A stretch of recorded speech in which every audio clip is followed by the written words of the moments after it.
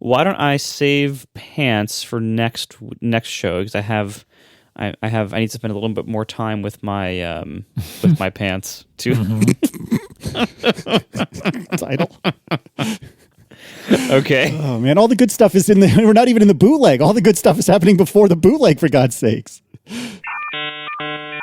Does anybody in your life, like, have you ever heard other people in your life who seem to know how to watch Apple TV Plus shows? I don't know how to watch Apple TV Plus shows. So if there is anyone in my life that does know, I would like to know the secret, please. Even celebrities who are on some of the shows, like cast members who are out promoting them and stuff like that. First of all, no one calls it Apple TV Plus. So people who are even in the shows will say, like, "Oh, it's a new show on Apple." Yep. Like that's what they say. It's on Apple. And I've heard like occasionally I've heard someone else like around me, and I'll be like, "Oh yeah, this new show, it's on Apple." Mm-hmm. I guess we're stuck with that phrasing for the rest of this product's lifetime now. But I also, like, no one knows how to watch it. Like, if I have to explain to someone, or it's even worse when I overhear other people trying to explain to each other how to watch an Apple TV Plus show. No one knows. No one even knows not only where to watch it, but no one even knows if they have that service or not. And I overheard one conversation about a month ago where the guy who was trying to ask how to watch the show to his friend, he thought that the only way to watch Apple TV Plus was to buy a new iPhone. And he's like, I'm not really ready for an upgrade yet, so I don't have that. Oh my goodness. Like they've done such a poor job of naming it, marketing it, messaging it. Like, it's so bad. No one knows where to watch this, how to get the service, why to get the service. Like, it's so hard. Like, as we nerds try to like recommend to, oh, hey, you should go watch Ted Lasso or whatever. It's so hard because no one knows. Oh yeah, it's on Apple. Admittedly, I've been programmed by Plex, and I know that there are people in this world who think that Plex is a UX nightmare, and maybe you're right. I don't know. It is. But for me, Plex makes sense, because what do I want to watch? Do I want to watch a movie or a television show? If I want to watch a movie, I go to the movie section. If I want to watch a television show, I go to the television section. And then everything's sorted by title, like adults would want. Whereas Netflix and Apple TV Plus are actively competing to see which one is more hostile and infuriating, to just find the thing you were just watching before. Like, I feel like the only way I've ever successfully watched Ted Lasso on Apple TV Plus is by doing I can't say the word, Hey Dingus search for Ted Lasso. And maybe I'm an idiot, and that very well could be, but I feel like there's no rhyme or reason to the UX to the Apple TV app on the Apple TV device. Hell, the fact that I have to specify the Apple TV app on the Apple TV device is a UX nightmare to begin with. It's just so bad. No wonder everyone's confused. Right? Even nerds have a hard time keeping this stuff straight. What chance do regular people have? I thought that's what you were going to say, is exactly what Casey said. Is like, assuming you know everything about the service and you subscribe to it and you've done all the things. I thought the problem was, how do I watch a show given that I know all that stuff? Because I know all that stuff. And like the way you would have to do it, say I'm watching on my iPad. Well, there's a black icon that's like the little black Apple TV icon, right?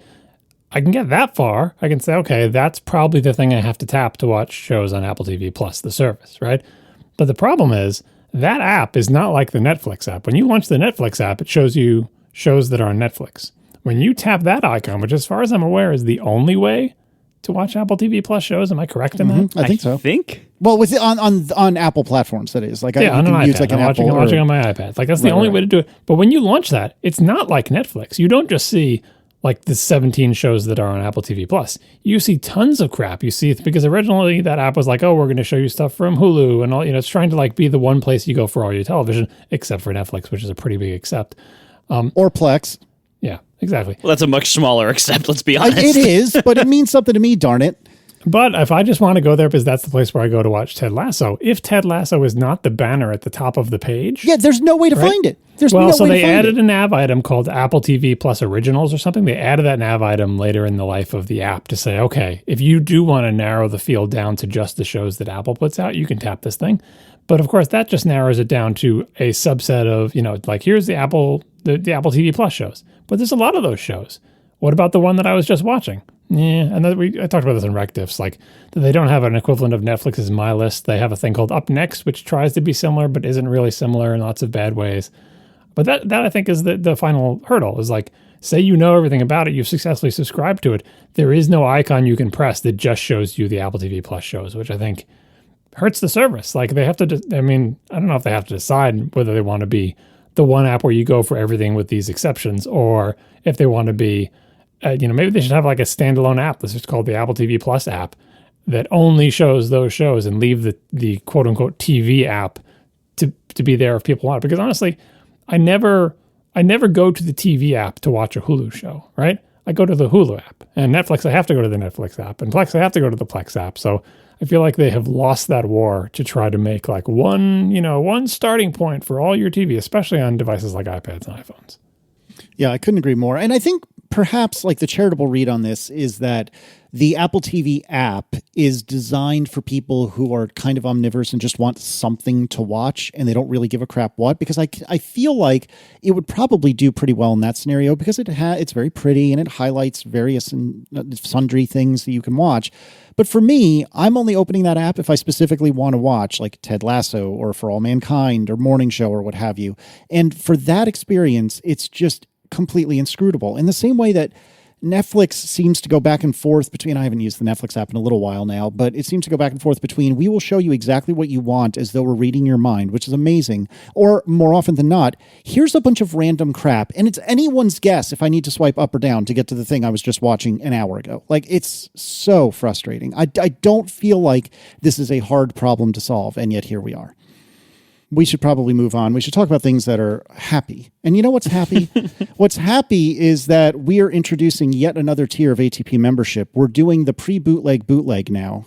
And that's because we were just talking before the show, and there was a bunch of funny stuff that we didn't even get in the bootleg, and I'm sorry about that. So we're not actually introducing the pre-bootleg bootleg, but that was my crummy segue to say that, hey, if you are an ATP member, perhaps because you just bought a shirt or something like that, which, by the way, thank you very much, everyone. That was very kind of you.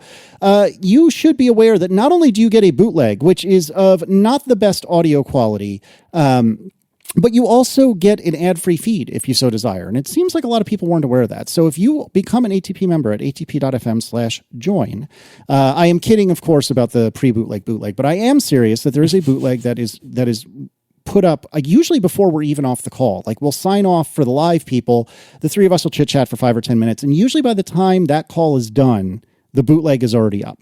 And if that's not your speed, because the audio quality isn't the best, and we meander a lot, and Marco is a good editor for a reason, because he cuts out the garbage, and so there's a lot of garbage in the bootleg. Yeah. Well, also, like, the bootleg doesn't have usually full show notes yet. It definitely doesn't have chapters or anything like that. So like there are, there's a lot of like production niceties that go into the final version that are not in the bootleg, just because they take time to do.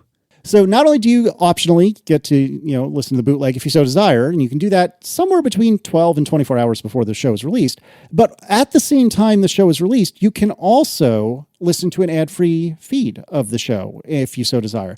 Now, we like our sponsors. We like them quite a lot. We I don't know how to say this without sounding like a turd, but here we are. We allow them to sponsor us because we like them. I apologize for how obnoxious that sounds, but here I am.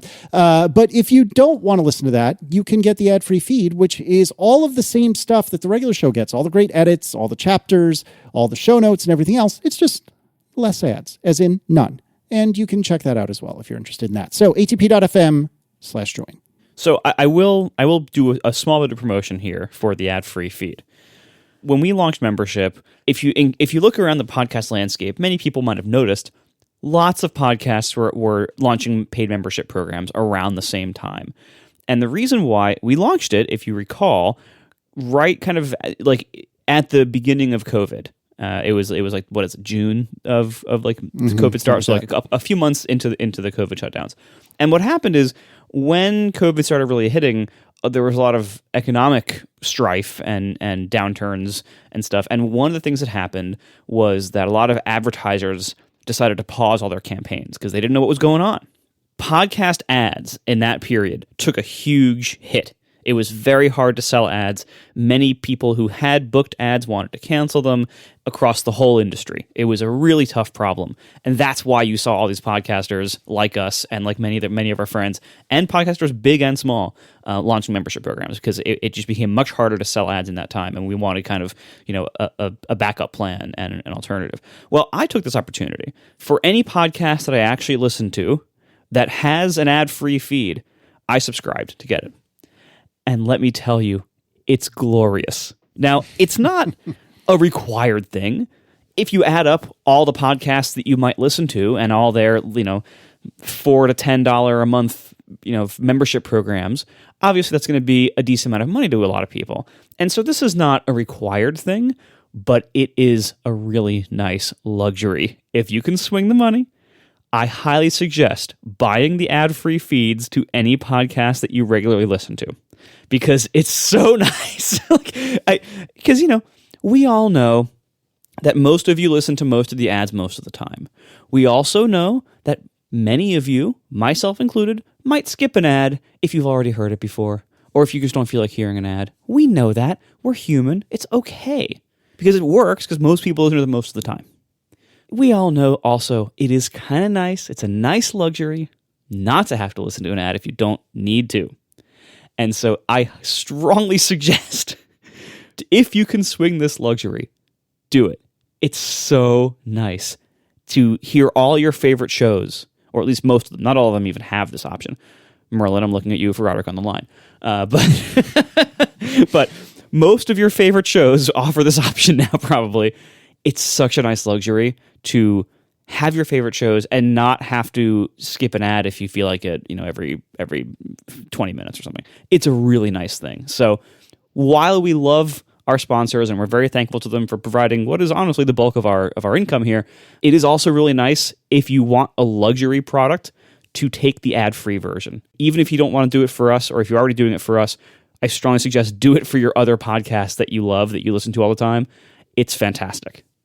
I always get annoyed at iOS apps when I see like regular people using iOS apps. Obviously, most iOS apps you see people running are free because most apps are free.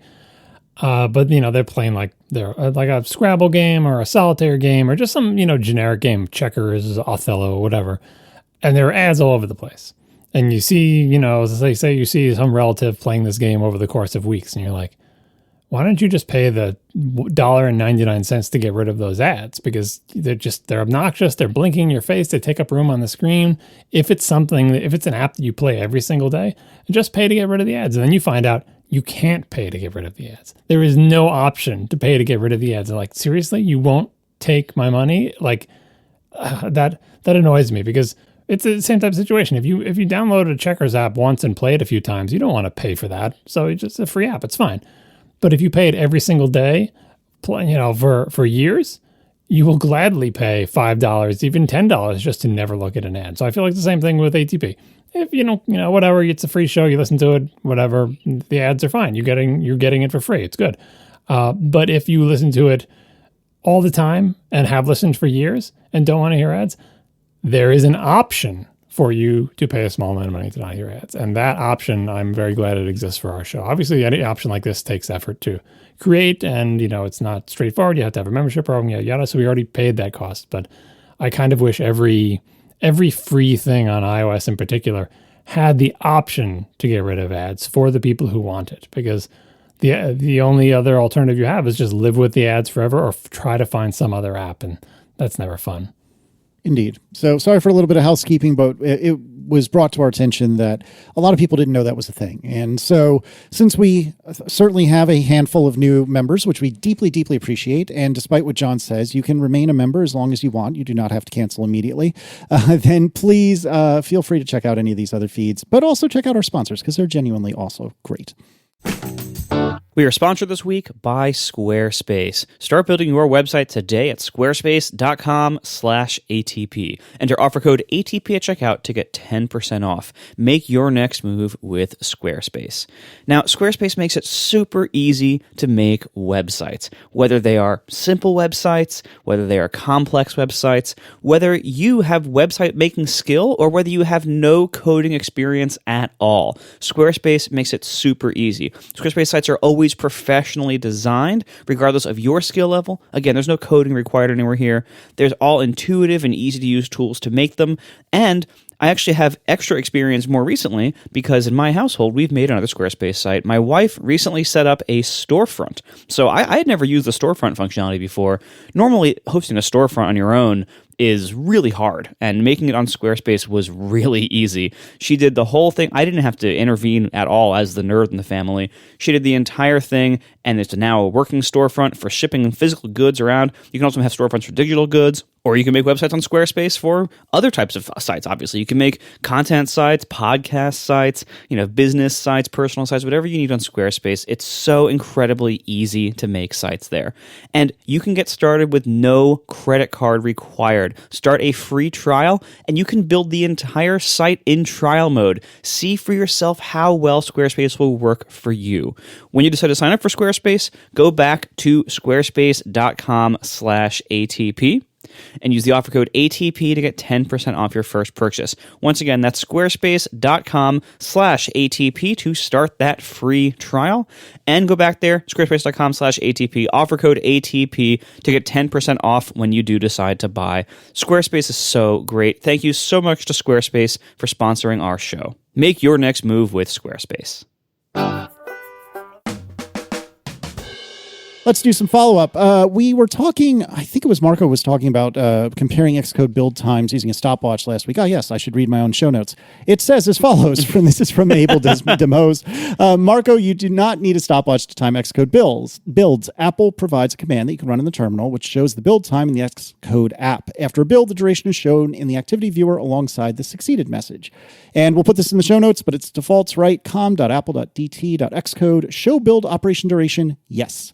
And I tried this, and sure enough, it shows up exactly where you'd expect, and it's pretty nice. And my builds of my new thing, which is officially in test flight right now, I'm making progress. I need an icon, but nevertheless, we're making progress. The builds are like 1 to 3 seconds oftentimes because it's a new app and it's really small, and that's pretty awesome. So, I don't know, Marco, have you played with this at all, or did you see this in the show notes before 4 seconds ago? I did see it. I never knew this was there because normally, when I'm testing Xcode build times, usually I will use from the terminal the Xcode build command. Yes. And I will just use the time command. So I'll say time space Xcode build, and then, my giant project path and everything else. So that's usually how I time it, which is obviously way more precise than using my iPhone stopwatch to time things visually. But the reason I didn't do it for these tests with the new MacBook Pros is that there was some kind of weird code signing thing that I couldn't get to work in Xcode build. So I ended up timing simulator builds from Xcode. So knowing about this actually would have helped that. So thank you for writing this in, and I will do this next time. Excellent. So we had news over the last few days as we record that there was some sort of weird memory leak happening in Monterey, and I only heard bits and little bits and pieces about this over the last few days. And then there was a blog post about this at Eclectic Light, that talks about this. John, do you want to walk us through this? Yeah, there may be more than one memory leak bug, but there was enough people posting screenshots of like their activity monitor showing some part of the operating system or some app using tens of gigabytes of RAM and getting that dialogue that the OS throws up in your face that says, your system is pretty much out of memory. You should probably kill one of these apps. So somebody, the developers of Firefox, did find a bug in Apple's framework that is a memory leak, and it apparently has to do with setting the cursor. Specifically, I think if you use the accessibility features to change your cursor to something non-standard, like a little bit bigger version of it or whatever, and you wouldn't think this would cause too much of a memory leak because cursors are small, and so what? Maybe you're leaking a cursor image here and there, but they're tiny little images. How are you going to use gigabytes of that? Two things. One, when you're using a web browser, you probably don't notice this that much, but the cursor changes a lot. Like when you go over a link, you get the little, Mickey Mouse finger icon, and then you have the arrow the rest of the time. But then if you go over a text area, you have the I-beam cursor. Or if you go over some random text, you get the I-beam cursor. So the cursor does actually change a lot when you're just browsing the web. You're not doing anything, you're just moving the mouse, but the cursor is changing, right? And the second thing is applications, and anyone who's developed a GUI application probably knows, applications very often do operations that are not visible. So it could be that the Firefox application is calling the API to set the cursor to something when it already is that cursor, because it's usually not a good practice to do lots of bookkeeping to say, no, I only want to set the cursor to the arrow cursor if it's not already the arrow cursor. You don't want to put that conditional in there, and you don't want to do the bookkeeping to try to keep track of whether it's the arrow cursor or not. It's much easier to just say, when the mouse enters this region, set the cursor to the arrow cursor. Even if it was already the arrow cursor, even if it's about to enter another region where you're also going to set it to the arrow cursor. So it could be that the app is calling set cursor many, many, many more times than you notice. It's just that most of the time it's setting the cursor to the image that it already is. So if this API is leaking, which it appears that it is, it could be leaking lots and lots and lots of cursor images to the tune of multiple megabytes of RAM over the course of a day of using. So this bug has been found. It's been registered with Apple. Apparently it's reproducible, so that means it will probably be fixed shortly. If there are any other memory leaks, hopefully we'll find those as well. But I was excited to see this because it's great when a bug is actually found and reproduced, because that means it can be fixed. Amen to that. All right, Marco, continuing our multi-week journey of your grab bag of mini topics, what do you have for us this week? All right. So first, I have a bad news and a good news thing. Oh, more sandwiches. Excellent. Yes. So the bad news thing, I kind of breezed by this, and I've been doing a little bit of research and hearing a few other stories recently. My original full-sized HomePods are not working very well anymore, and this is not a recent thing. It seems to have been like a slow descent into not working very well. But we are an entirely HomePod family now. And we don't have any more Amazon devices that are in active use or even plugged in most of the time.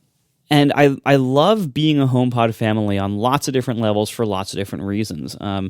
And number one for me, obviously, is the other systems just seem like it's cheap garbage products run by oftentimes cheap garbagey companies, and with questionable privacy and law enforcement cooperation kind of stuff. So I'm happy being in the HomePod ecosystem and in the HomeKit ecosystem, and you get all these wonderful integrations there. And I especially love AirPlay 2 and the process of living with AirPlay as your multi-speaker slash casting kind of ecosystem. It's fantastic, and this is why I like the HomePod. And the sound quality that you get out of the HomePod products is way better than what you get from other products at comparable sizes. I should clarify, for purposes of music playback, I strongly suggest a stereo pair, whether you're using the big ones or the small ones. But a stereo pair of the big HomePods, while it cost an arm and a leg back when they were new, that's a really great sounding system for a very reasonably small size and a reasonably small visual footprint in the room. So one area that we use HomePods the most is on the kitchen counter. Our kitchen is a pretty large room, and 2 full-size HomePods on the counter is a nice match for it, size and sound-wise. 2 HomePod minis in this context would not be very good. So anyway, AirPlay 2 is how we do multi-room audio in our house. It's also how we do things like, hey, I want to play a podcast from my phone onto something loud while I'm in the shower so I can hear it or whatever. This is a very important thing to us. Now, the original full-sized HomePods, these were never fast products, but they have gotten significantly slower, I think. Certain commands that you tell them, they've never been fast. The HomePod Mini is, again, not a fast product, but substantially, noticeably faster than the full-size HomePod. And the full-size one, I think, has just gotten slower to respond with Siri and has gotten less reliable, especially. It'll have issues like, obviously you say, hey, Dingus, stop, or hey, Dingus, play, or, you give a volume command, and it'll wait, and then it'll duck the music down, and then it'll think about it, and then it'll say, okay, whatever, and then it'll duck the music back up after a while. It's a slow process. If you ask it to play something, it'll say, okay, playing, whatever, and then you'll have 8 seconds of silence before the whatever track starts. There's a lot of slowness to the full-size HomePods, some of which was always there, some of which is, I think, recently gotten worse. The bigger problem is that the iOS 15 series, I think, and whatever corresponding versions of HomePod OS or Audio OS, whatever it's called, came out with it, seems to have made AirPlay support way worse on the full-size HomePod than it ever has been.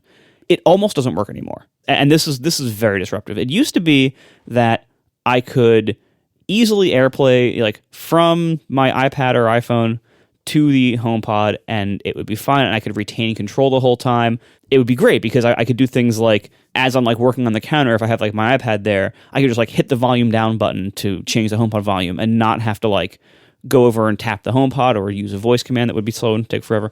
So that kind of thing was great, and that's all done through AirPlay. Also, if you wanted to know what song is playing, you could just check Control Center or open the music app and you would see what song is playing on your device, so you wouldn't have to like ask again for a voice command or anything like that.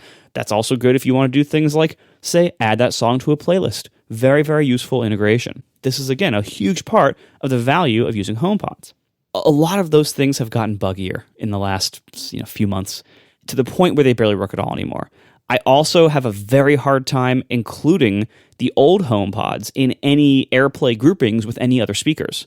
The Sonos amp that's on the other side of the floor, or HomePod minis, like whatever it is, they don't play well with others anymore with AirPlay. It's gotten very frustrating. And finally, this is the more concerning part. This main pair of HomePods that we use most of the time in the kitchen, one of them will occasionally just drop out. It'll just stop playing audio for, 45 seconds maybe, and then it might rejoin the group. Cool. I assume it's rebooting itself maybe. Occasionally, when it drops out, that is met with a loud popping sound, as if the woofer maybe like gets like a bad signal, like a big loud bass pop. So that's a lot of fun. I've heard a lot of reports recently of HomePods dying, like the full-size ones. Another thing I've heard, I haven't verified this myself yet, I've also heard that Apple cannot replace them under warranty anymore. That they've been discontinued for long enough that they literally don't have any to replace them with, or at least they're not replacing them. I haven't verified that, but it sure seems like this product has been discontinued for some time now. All of them are probably out of warranty now, or at least most of them are. But I really like the way they sound. They are really, really good for what they are, for a voice-controlled, all-in-one kind of speaker that can also work in a stereo pair and looks nice enough in the kitchen and doesn't have a big box. And it is driving me nuts that A, that I think mine might be dying, B, even if they're not actually physically dying, they're not working as well as they were before due to what seems like software issues. And C, if they do die, I can't replace them with anything comparable because nothing comparable exists on the market today. They're both making them worse through neglect, and there's no replacement. It kind of sucks that this product that was not inexpensive and is only maybe 3 years old, the ones I have, maybe something like that, 3, maybe 4 at the most, I would expect a longer lifespan out of something like this.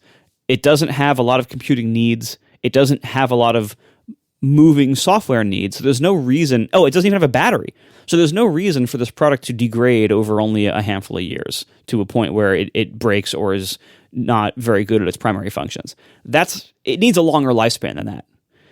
And number two, if Apple's going to keep having this product line exist, we'll keep up with it. The HomePod Mini is a great product for small spaces. It is not a great product for medium and large spaces. It just is too small to have good sound for larger spaces. It just can't do it.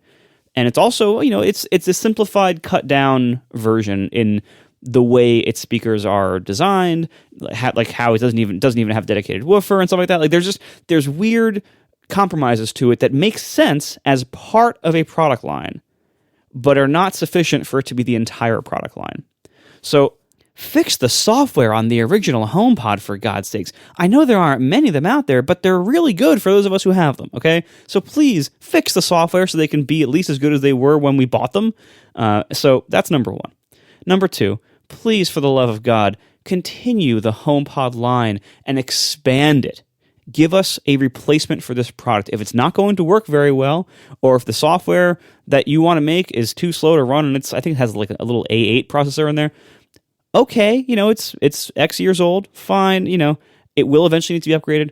Give us an upgrade. Because I want this product line to continue. It is, for my purposes, which I know is not everyone's, but for my purposes, it is the best product line out there for this. But the old ones don't work anymore. And part of that seems to be software on them. A bigger part of that seems to be iOS and its handling of AirPlay.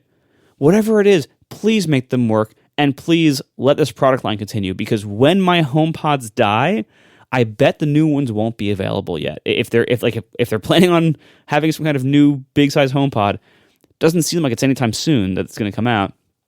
And I bet at least one of mine dies within maybe 6 months. And I'm going to be very sad when that happens, because there literally is nothing else in the market to replace them. May I tag on a very small AirPlay related complaint/question? Sure. So we, put a screen in porch in the back of the house a few months ago now, and I got a it's a Belkin Sound Source. I'll put it in the show notes. Basically, it's a $100 box that's kind of what the Airport Express used to be. You know what I mean? Where it's an AirPlay receiver and almost nothing else. And it works really well for the most part. It's not perfect, of course, but it works pretty well for the most part. But the problem that I'm having is it is not infrequent that I will put like a concert on, typically on Plex, but I'll put some video on the Apple TV, which is on the other side of the screen and porch. It's right inside the house from screen and porch. And I'll put a video on the Apple TV, but I want it to be broadcast not only in the living room, but also in the screen and porch, via this Belkin Sound, whatever. And I haven't done enough testing to see if this is a Plex problem or a tvOS problem, although it strikes me as though it would be a tvOS problem. But if I'm doing something with video and I try to broadcast to both the speakers that the Apple TV typically plays through and an AirPlay receiver, it doesn't work for squat. It will only play outside and it will not play inside. Maybe this is user error, but I don't feel like this is a complex operation to accomplish, for me, I mean, and it never seems to work. Now, if I do it with audio, like if I'm playing using the SiriusXM app on the Apple TV, or if I'm playing Apple Music or whatever, it works great. No problem. Every time it works great. And I can adjust volumes independently and everything works as it's supposed to. But when the source is video rather than audio, it never works. And I actually have been meaning to ask a friend of the show, Ryan Jones, about this, because he was the one who pushed me to do this sort of setup. And I think he was mostly right. But for the life of me, I cannot figure out what I'm doing wrong here. So if you have a secret, people, please reach out and let me know, because I'd love to know. We are sponsored this week by Mack Weldon.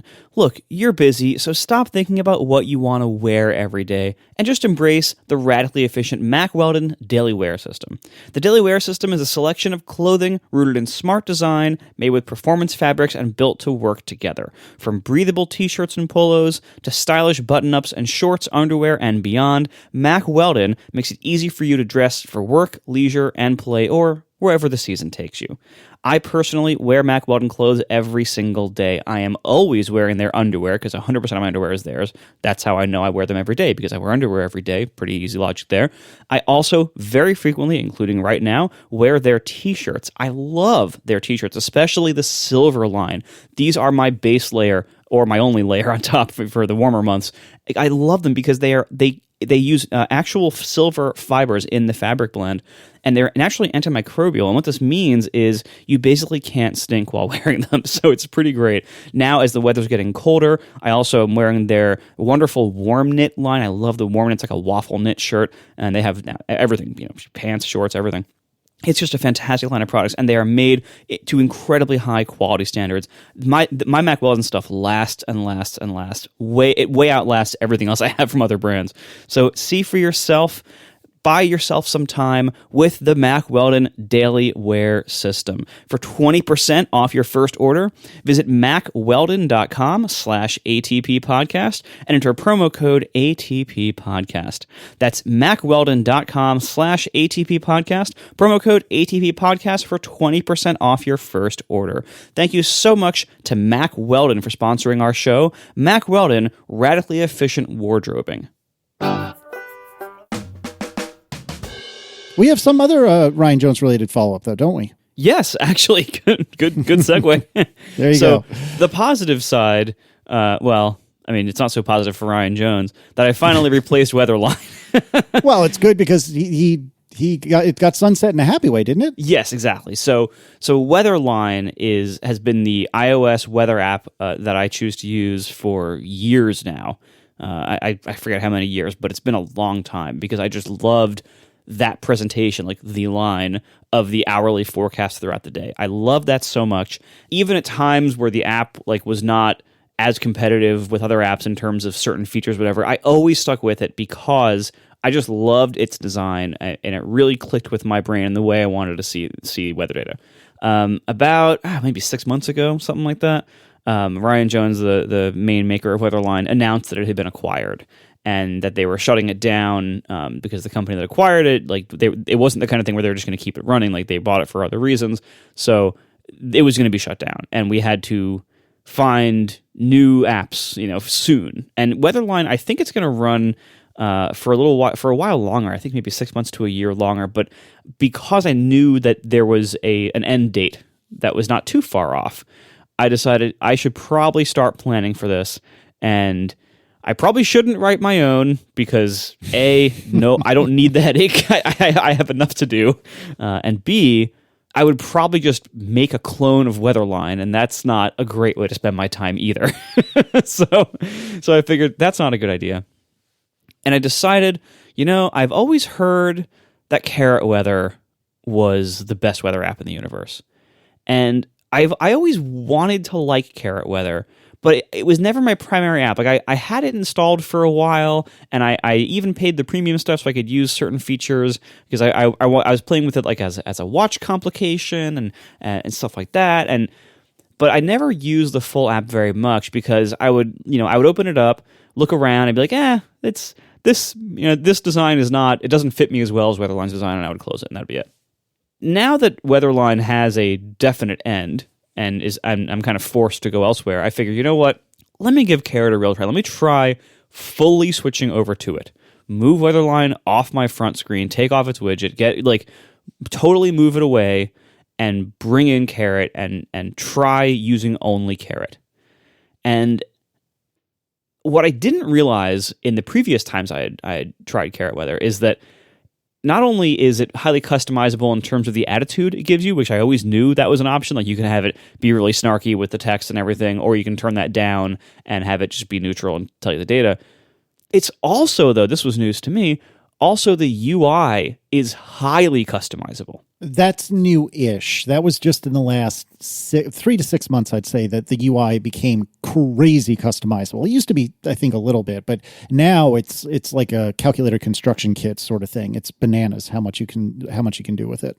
It really is extremely customizable, and I was able to customize not only certain views that are kind of Weatherline-like. It doesn't have an exact match, probably for many reasons. That would probably be in poor taste for a competitor to, clone your UI completely. So I understand why there's not like an exact Weatherline view, but you can kind of get close if that's what you're looking for, which for me it is. Like, that's how I want to see my hourly graph. So I kind of got close to Weatherline. Plus, it has just the most features in the universe. Like, there's so many features, and Carrot Weather is also made by one person. It's an incredibly good app. It's exactly what you want out of an indie app. Like, it has good business morals behind it, great development, great design. I think he won an ADA last year. Like, it's just a very well done app. And my God, the features. There is so much there. So now that I've been able to customize the design into something that I like, I'm getting to enjoy the utility of all these features, and it is so good. Yep. For instance, one of the things forever I had this concept idea of like an app I could make or someday, or that I wanted to make a smart watch complication / iOS widget, whatever. This was before it just existed, but I was kind of picturing like an app that would just show a card or something like that, but mainly for the watch. And the idea was I wanted to be able to set priorities between different conditions that might occur and have it only display one of these things. So, for instance, if I have a timer running, I always want to see the timer. Okay, if I don't have a timer running, I don't want an icon that says set. Like, I just want something else, like either nothing or give me some other data that might be useful. I care a lot about what time sunset is for about an hour before sunset and not at any other time of the day. I don't care when sunset is at 11 in the morning, right? I care a lot if it's raining, but only when it's raining. If the chance of precipitation is 0, I don't care about it. I care a lot if the UV index is above like 5, but I don't care all winter when it's 0 to 1. So there's all sorts of conditions like this in weather. So here at the beach, wind is a very big issue. Like wind is something that in my regular previous suburban life, I never cared about wind. It was never a big deal. Here, I care a lot if it's going to be windy tonight, because that means like I might have to move stuff inside or take other preparations. Because windy here does not mean windy in the suburbs. Windy here is a whole new thing. So Carrot Weather allows you in a few places in the app, including recently in a watch complication, to set certain thresholds in a prioritized list to say, okay, tell me and put this card up here or display this in the complication if this value is going to be above this range, or if this is going to happen in the next 12 hours or whatever. It's so nice. You can also have that notify you, and you can tell it when to tell you, what range to look at. It's so ridiculously customizable. So for instance, now I have one that every evening it will tell me if the wind is going to be above a certain speed overnight. That way I know, oh, maybe I should bring the trash cans in so they don't blow it on the street or something like that, That kind of thing. You can customize so much about this. So I am just so happy with this app. I wish I had tried it earlier in some ways. I'm kind of burying Weatherline with this massive party for Carrot Weather, but but I think also, as Casey, as you just said, like a lot of these features are pretty new to the app. So I think maybe I came at exactly the right time for me. I think so, yeah. But it is just so good. This is not a sponsorship. I strongly recommend that you get Carrot Weather and you pay for the annual whatever cost to get all the cool features, because it's so good. Highly recommended. Strong agree on everything you just said. Carrot Weather, it's one of a very small subset of apps that I have been using literally every day since like 5+ years ago, because Carrot Weather's been out a fair bit of time at this point. And I feel like, it's Carrot Weather, it's Overcast, it's Tweetbot, GIF wrapped. Like off the top of my head, amongst indie apps, not like the Instagrams of the world or whatever, but amongst indie apps, it's probably those and only a couple of others that I've used every single day for forever and change. And so, Carrot Weather, I cannot recommend enough. It is a phenomenally powerful app. And it's one of those situations where it's an app that also makes me incredibly angry, because it's Brian Mueller, right, that wrote it? Do I have that right? I think so. If I recall correctly, his education is nowhere near computer science or anything like it. And he is so much better at his job than I am in mine. It's so annoying, because he is incredibly talented at not only the code, but also the design. And especially now that I'm really getting close to shipping something, it's infuriating in the best possible way to see how good one individual can be at doing everything, like server-side stuff, local, on-device stuff. It's so good. It's so well done. I cannot recommend it enough. It's a great app. 2 other weather app recommendations. I also used Weatherline for a long time, and I was looking for replacements. One of the ones I came upon is called Weather Strip. It's very similar to Weatherline. It's more complicated. There are more lines instead of just the one line. But it's nice. It's got a different aesthetic. I enjoy it as a good line replacement for Weatherline. And then finally, the official Apple weather app. Got a lot better on iOS 15. I think it's kind of my default weather app now. It doesn't have all the details of the fancier weather apps. It doesn't have lines like Weather Strip does. It's not as customizable as Carrot Weather, obviously. But check those both out if you're looking for a weather app, or if you've given up on the Apple one because you thought it was too simple. The new version is pretty nice. Yeah.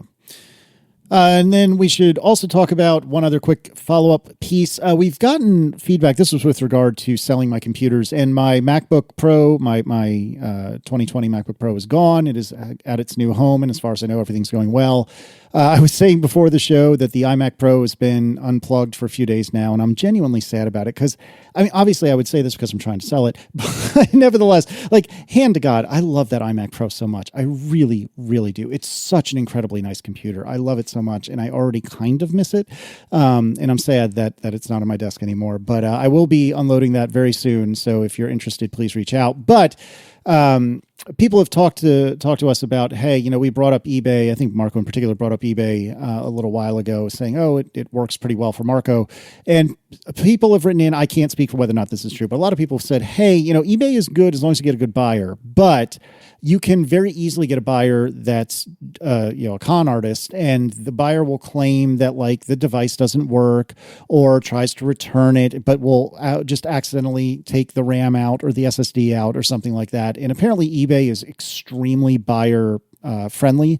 So if you're the seller, you're kind of up a creek. And again, I have no personal experience with this one way or the other, but it is something to consider. And we've heard several recommendations for Swappa, which might be an American thing, SWAPPA.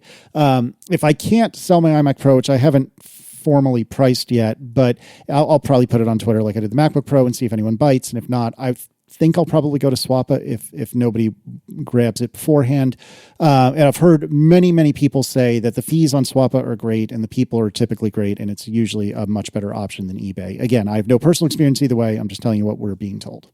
Typically with almost any kind of online sale, and definitely with anything based on credit cards, the buyer has way more power than the seller because of how credit cards handle disputes. If the buyer says, you know, hey, I paid for this thing with my credit card and it came broken and the seller wouldn't take it back, or it didn't come at all, you know, the seller's a scammer. In almost every case, the credit card company will side with the buyer and will issue a chargeback to the vendor or seller. And that's why places like eBay or PayPal, like, if there's a dispute, the buyer will win the dispute if they make a big enough stink like that. So typically your risk is greater as a seller than as a buyer.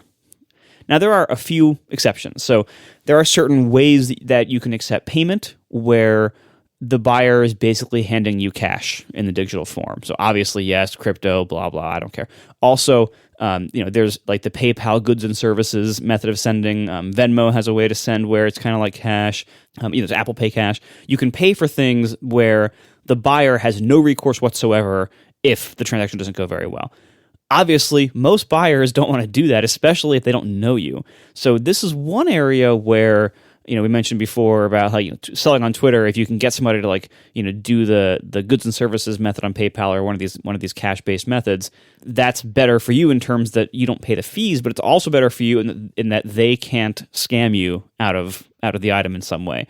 The downside is that they have to trust you, you know, to do that, and that's not going to be possible for a lot of transactions. Again, this is one of those things where if you want to be guaranteed not to get scammed, trade it into Apple.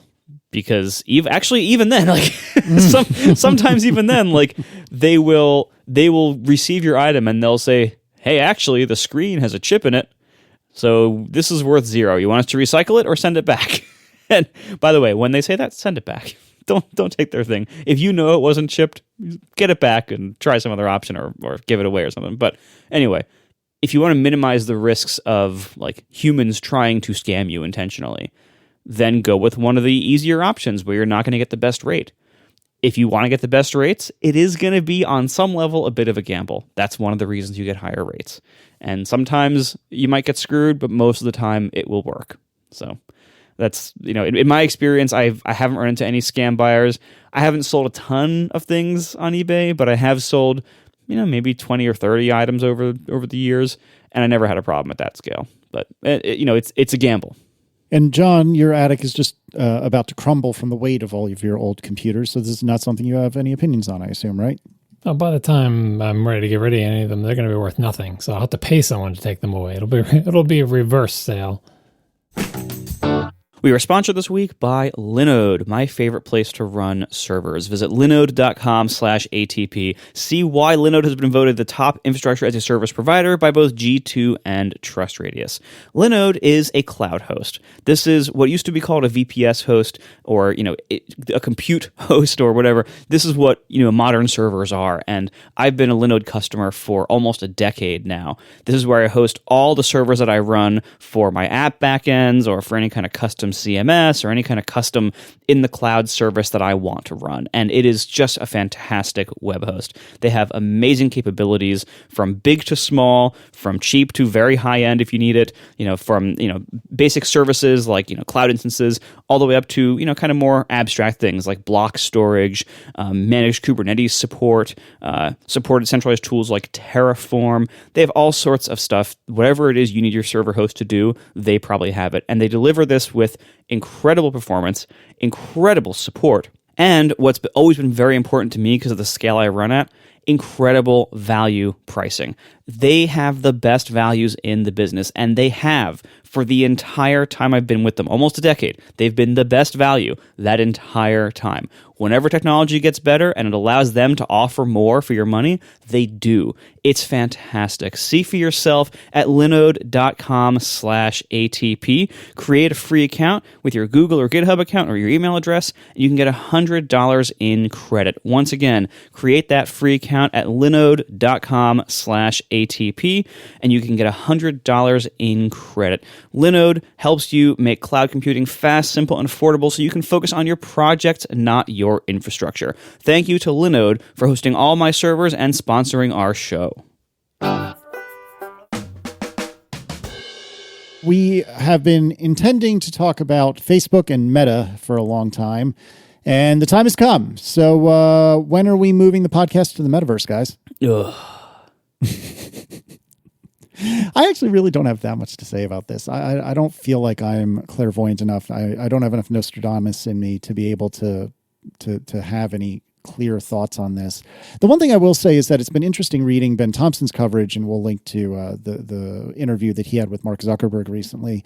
One thing that has been fascinating to watch, speaking of subscription things that are absolutely worth the money, Ben's coverage on Stratechery has been interesting, where he went from, in my opinion, kind of poo-pooing VR to, well, actually, this has a place. And I think it was largely because of him conducting meetings in VR, like business meetings. And he said that the perception of presence is so strong, even though it's all virtual. And especially in these unprecedented times, there's something to be said for that. And I don't have any interest in putting together either a VR rig or whatever the one is where it's all standalone, but it's like $600 or something like that. Like, I don't have the desire to spend $600. I don't have the desire to spend $6,000. Is it only $3? That's actually not as bad. Yeah, the Quest you're talking about, the Quest 2 rather. Yeah, that's the one we have. It's all standalone, wireless. Yeah, it's great. That's not as bad as I thought. I take it slightly back then. But let me remind you that my iMac Pro is on sale soon.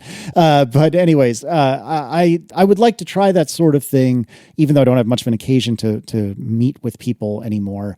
But I don't know. I get real big, Ready Player One vibes from this, and that's not necessarily bad. But I don't know. I don't know what to make of it one way or the other. I don't know which one of you was it, John, that put this in here. So presumably, John, you have some thoughts about it.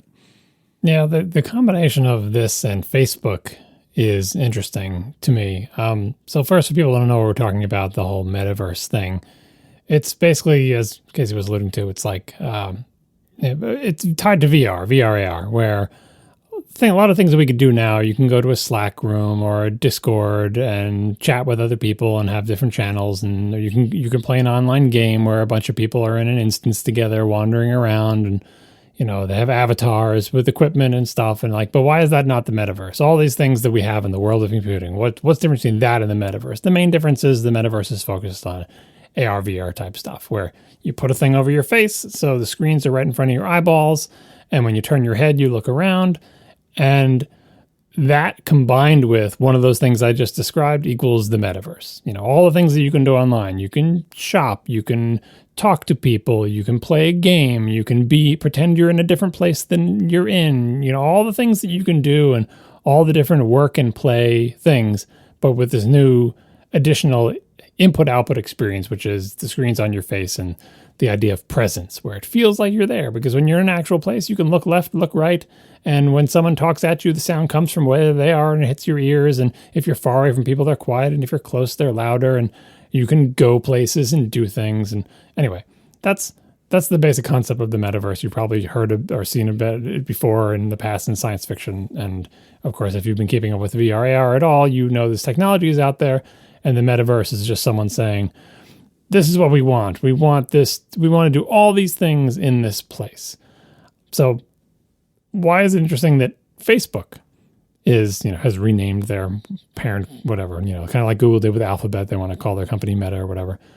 There is a whole business sideshow of that I don't want to get particularly into, but I think it's enough to say that Facebook, being the fairly savvy company that it is trying to make sure, trying to ensure its long-term success. Facebook was a website, and then it was an app, but it's basically, we know what Facebook is.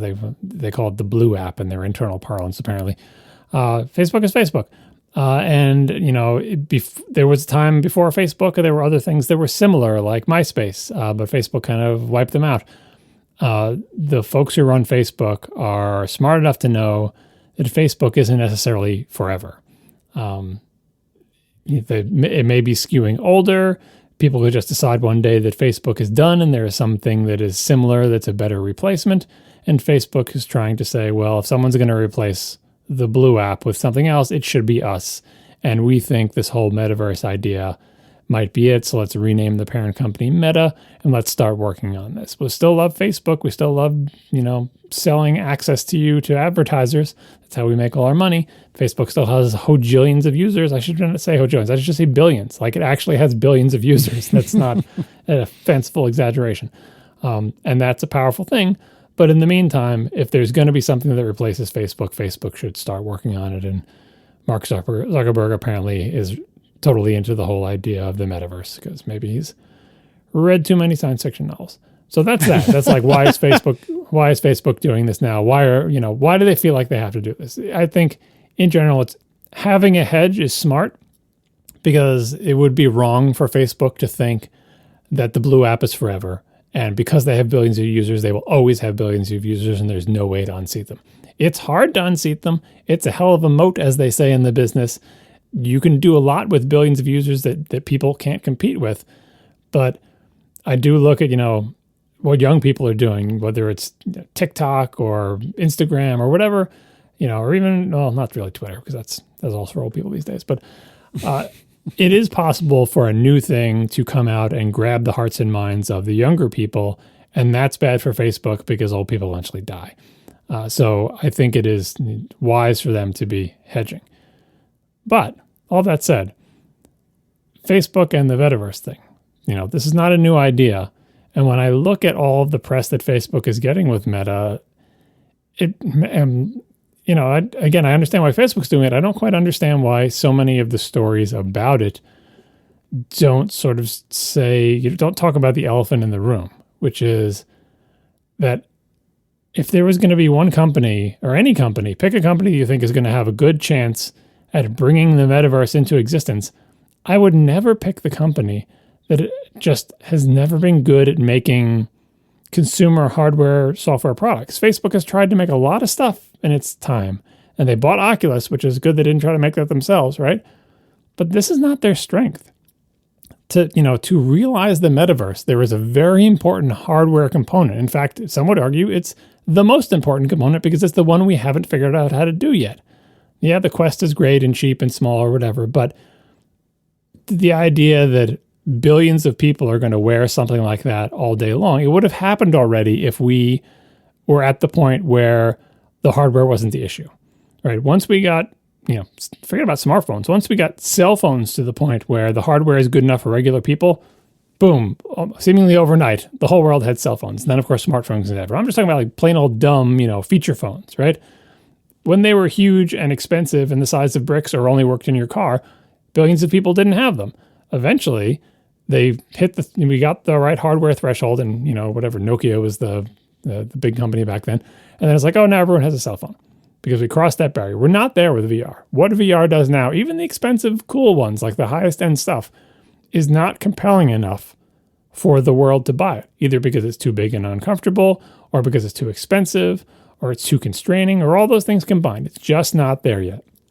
So to get to the metaverse, you need to overcome that hurdle of, we need to figure out how to get pixels into your eyeballs and sensors all around you so we can tell where you're looking in a reasonable way with good resolution and good latency with a reasonable price. Like, you have to cross all those thresholds. And I would never pick Facebook as my horse to bet on that's going to crack this problem, because they're so bad at this. They have never made a really great hardware product. They bought Oculus, which was smart because they were the leader in the space at the time, but Oculus hasn't crossed that threshold either. They were mostly catering to high-end gamers, and now, these more low-end things. But that's not something, I don't even think it's something that people want to wear while they sit at their desk 8 hours a day, let alone something as transformative as a smartphone that people carry with them all the time, everywhere, wherever they go. And to truly realize the magic of the metaverse, it has to at least be as sort of comfortable and normal to use as sitting in front of a laptop. And I would say if you want, it should probably be as comfortable and personal as a smartphone, in that people are okay using it whenever or wherever. And it feels like, an extension of themselves and, the most personal device you own, which is what Apple said about the Apple Watch or whatever. But nobody's really venturing out into the real world with a VR headset on their face, because the hardware is not there and the battery life isn't there and the network connection isn't there. There's so many things that are missing. And although Ben Thompson may enjoy, sharing a spreadsheet and sitting down at a virtual table with a bunch of cartoon avatars because it's a cool, fun experience, that is not the type of thing that is yet compelling enough that there's going to be billions of people wanting to do that. Because if there was, they'd be doing it right now. So there's a long way to go. The hardware, the software, the services, we have not crossed the barrier into mass market yet. And I read article after article about Facebook. Facebook wants to do meta. Facebook wants to make the metaverse. Facebook, it's like, why are we even, it's like if Apple said they wanted to do an amazing social network. We would laugh at them. Whenever everyone bring up Ping, we would say, Apple, you're not good at this. You've tried it. You're very bad at it. You continue to be very bad at it. If you said you're going to be the next great social network that's going to surpass all the existing ones, we wouldn't have story after story, with stars in their eyes saying, Apple soon to usher in a new era of social networking. No, they're not, because Apple's terrible at this. We would not take them seriously. And I don't understand why people are taking Facebook seriously. Facebook can want this all they want, but they just don't have the skill set. They need to buy more companies or get better at this stuff real fast. Now, it could be argued, it doesn't matter they don't have the skill set. The real thing they have is the billions and billions of people, and that's harder to get, arguably, than figuring out how to make good hardware software products. Like maybe eventually the technology gets good enough that even if Facebook is crappy at making hardware and software, it's easy enough for them to just slap something together. The real barrier is the billions of users, because that's just harder to get and takes longer and is more of a barrier than, any particular hardware skill, right? That's possible, maybe, but at the very least, I feel like almost any story about Facebook and the metaverse should at least touch on the idea that historically Facebook has been terrible about everything you need to do for the metaverse. I think they're terrible at all the software parts of it too, because there's nothing about Facebook, the application, that makes me think it will translate well to a persistent online 3D world that they lovingly curate and care for so that it's a place people want to spend time. People barely want to spend time on a series of web pages shown through a little iOS app because it's just a cesspool of angry walls of text from, your weird uncle, right? That's what Facebook is. And if the 3D translation of that, and think about how many times Facebook has changed and totally altered the way their product worked and, switched around all their technologies, like that does not lend itself to fostering a long-term metaverse-y type thing. And on the flip side of that, who has been good about doing any kind of metaverse type stuff? On the software side, you have the people who have been doing it best are essentially people who run online gaming services, World of Warcraft, even things like Second Life, any kind of game where there's a social space. Even in very narrowly defined things, arguably even something like Destiny, where it's incredibly narrowly defined, there's very little you can do. You can only do Destiny things. It's certainly not, a whole world. It's just a very narrowly defined slice of the world. Even that, like, to have a company that understands how to get a bunch of customers, and in many cases, these are paying customers, which Facebook can't do because they have billions of people, and billions of people aren't going to pay you, $60 a year or $5 a month or whatever, to build a space, a 3D space with presence or whatever, and to nurture that over the years, finding places where it's being exploited or crumbling or falling down, preserving people's investment in that 3D space, making it feel like a place where people want to be and want to invest their time. That's what online games do. And it's really, really hard. And one of the main activities of that successful kind of software incarnation of the metaverse is, reacting strongly to cases where people do bad things, bad actors, people griefing in games, people hacking in games, making the game worse for other people. Does this start to sound familiar? Facebook does not stop this. And Facebook lets all the worst behavior happen because it means more engagement, because it means more time online, because it means they can sell your information to advertisers, and that's how they make their money, right? That is all the opposite of the things that are required to make any kind of sort of metaverse-y type place with presence. Setting aside the VR, just saying 3D persistent world where people go and spend hours and want to spend time there. If you look at all of those things, it's mostly gaming companies, and they act very differently than Facebook. And then on the hardware side, again, Facebook is not known for its hardware innovation, whether it's very fast, low power CPUs, great APIs with, for 3D and native apps. They bought Oculus. I feel like not that they've ruined Oculus, but they've mishandled Oculus, let's say, in that they didn't stick with catering to the hardcore gamers. They wanted to go sort of broader than that, but then they made people sign in with their Facebook account, and that was a mistake. And it's just kind of like made people who were previously big Oculus fans less so, while not replacing them with people who are equally enthusiastic from the broader market. They did a little bit of that. Like there has been some give and take there, but I think they've kind of seeded the high end space to like the Valve Index or whatever that thing is called, and haven't created an equivalently large and enthusiastic group of people who spend 8 hours a day with their Quest on their face taking meetings or whatever. And again, setting aside the idea that meetings are the ultimate incarnation of this, and looking at the evidence of where have people chosen to spend lots of their time online? In IRC channels, in Muds and Mushes, in Second Life, in World of Warcraft. Those things all have like nothing in common with Facebook, and they also have nothing in common with a virtual like meeting room where someone can show a spreadsheet on the wall. So, I guess I'm bearish on Facebook and the metaverse. I can never get it right. I always get it back. The bull is the one where you're enthusiastic about it. The bear is where you think it's I don't have any confidence in Facebook's ability to realize this vision, which is good because I hate Facebook and don't want them to realize this vision and really want someone else to figure out how to do this before they do, because Facebook is terrible at maintaining spaces where people want to be. I also think the technology to get this over the hump is a lot farther off than people think it is. But in the meantime, if you want to have any of the experiences that are promised for the metaverse, you can get all of it except for the most part, the 3D VR presence thing in other places. And it's great. Arguably a Discord or a Slack can be versions of the metaverse. Any kind of online community, a web bulletin board.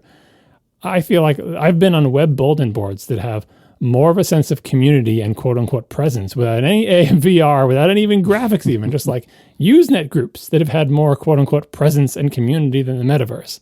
So I feel to some degree, I feel like it's like chasing something that already exists, because now there's a way to sort of make it strategically important and fancy and invoke all of these science fiction tropes, when in reality, making online communities has always been a valuable thing to do, will continue to be a valuable thing to do, is very difficult to do, and requires making essentially the opposite decision that Facebook has ever made anytime they've been faced with any kind of decision.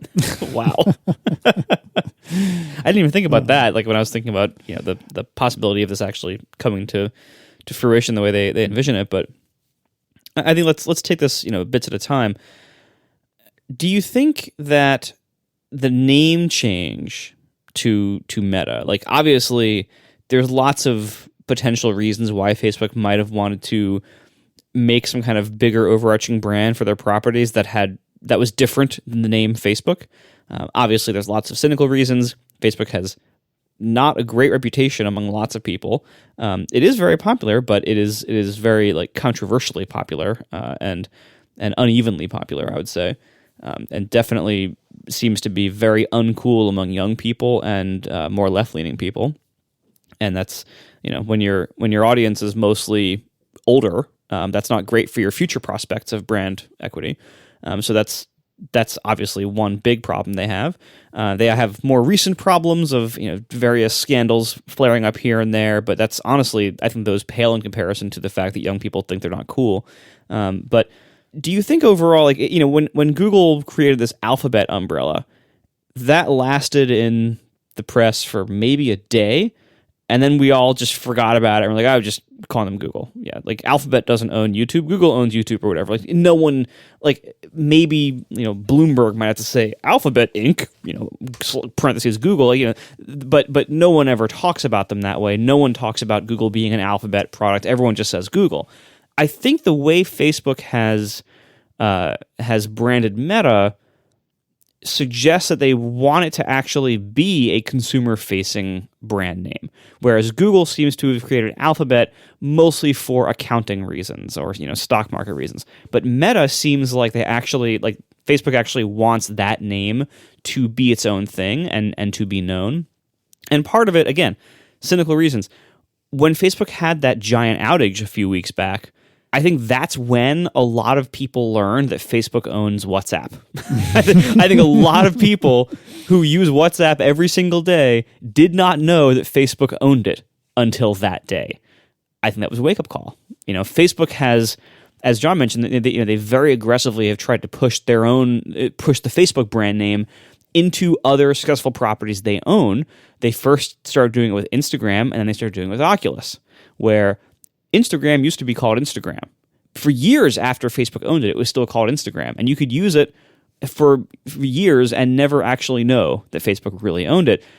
And then a couple of years ago, they started rebranding Facebook into Instagram to promote Facebook, the quote blue app, the Facebook app, because it was losing ground among young people. So they renamed Instagram to Instagram by Facebook and added that to the launch screen and added that all over the app and started integrating Facebook into Instagram much more, having cross chat, having account integration. And there's lots of reasons why they did that. I think almost all of them are cynical because I should clarify, I have no respect for this company or its morals. It's a horrible company run by horrible people. Among all of the big tech companies that you can think of and name, I think the people running Facebook might be the worst people in terms of like moral standards and ethics. They might be the worst, and that's really saying something. But anyway, so there were lots of reasons to do that, but I think it kind of backfired in the sense that their goal of trying to make Instagram make young people like Facebook more didn't seem to have happened. And certainly trying to use Oculus to promote Facebook really didn't happen. Like that backfired tremendously and made everyone hate Oculus and made them lose a whole bunch of gamers and gamer cred. And that's not great for anybody involved. So I think Meta, though, might have been in response to how badly those things went. Now, what if in 6 months or a year, you don't have to log into your Oculus Quest with your Facebook account. You log in with your Meta account. We like to think that people will see right through that and that such a ploy wouldn't work. But in practice, such ploys tend to work. They totally work. We hate it. We're like, how can you? What do you mean? It's just Facebook. Yeah, and that kind of thing totally works. People will be fooled, / buy into it. The question is, I think, not like whether this like distraction-based naming will work, but what will the actual prospects be like afterwards? And this is where, like what John was saying a minute ago, I've been rambling for a while, probably much longer than a minute ago. What John was saying many minutes ago, last time I let anybody else talk, was that Facebook is not great at creating this kind of thing, and that's pretty true. The idea of creating a social network for like kind of broadcast purposes where, like Instagram is kind of broadcast. You are putting stuff out there for everyone to see and and hope that everyone sees you and gives you lots of likes. That's a different thing than creating social private rooms, which is kind of what the metaverse, I think, is probably more likely to become if it becomes a thing, and B, workplace uses, which are totally different. In the workplace, Facebook is likely to get stomped all over by Microsoft. We've seen time and time again what happens to useful workplace tools. Microsoft makes their version, and it usually wins because it's built into everything else, and they have all these integrations, and they have great distribution and sales channels. It's because the companies are already paying Microsoft. That's why they win. Because Right. The companies, like Microsoft gets companies into deals where they pay whatever it is, whatever the sort of like the tractor is for the day. Probably is still Exchange, but it could be Word and Excel and Office. Like the number of big companies that aren't already paying some package deal to Microsoft is probably small. And once you're paying some kind of package deal to Microsoft, the way Microsoft wins is they just say, oh, our competitor to X is now part of that thing you're already paying for. And then so if someone sees that and they say, oh, well, why would we ever pay Slack X number of $1 million a year when for $0 additional dollars a year we can get Teams? And all their employees say, well, it's because Teams is terrible and Slack is better. And then they say, yeah, but $0. And you can guess how that argument goes. Yeah. So very quickly, I'm in a Slack with a bunch of people that I used to work with a couple of jobs ago, like a free Slack. And I am watching this unfold from the sidelines as we speak because all the employees really like Slack. The company's been on Slack. This was after I left. But they went to Slack after I left. And all the employees, all the rank and file love it. But the bean counters are looking at Teams and saying, well, we get Teams for free. So guess what they're doing? They're switching to Teams. It's exactly what you just said, John, and it's just hilarious because I'm on the sidelines with my bucket of popcorn watching this all go down, and it's literally word for word exactly what you said. Yeah, and it's not like Microsoft doesn't have anything in VR. They got HoloLens, their AR stuff, like so. Microsoft is better. The things you brought up is like consumer enterprise. Facebook is not good in the enterprise. That's arguably one of the reasons why they needed the name changes because you try to bring Facebook into an enterprise. Facebook is what your employer wants to make sure you're not doing at work because Facebook equals goofing off, right? Facebook does not equal working.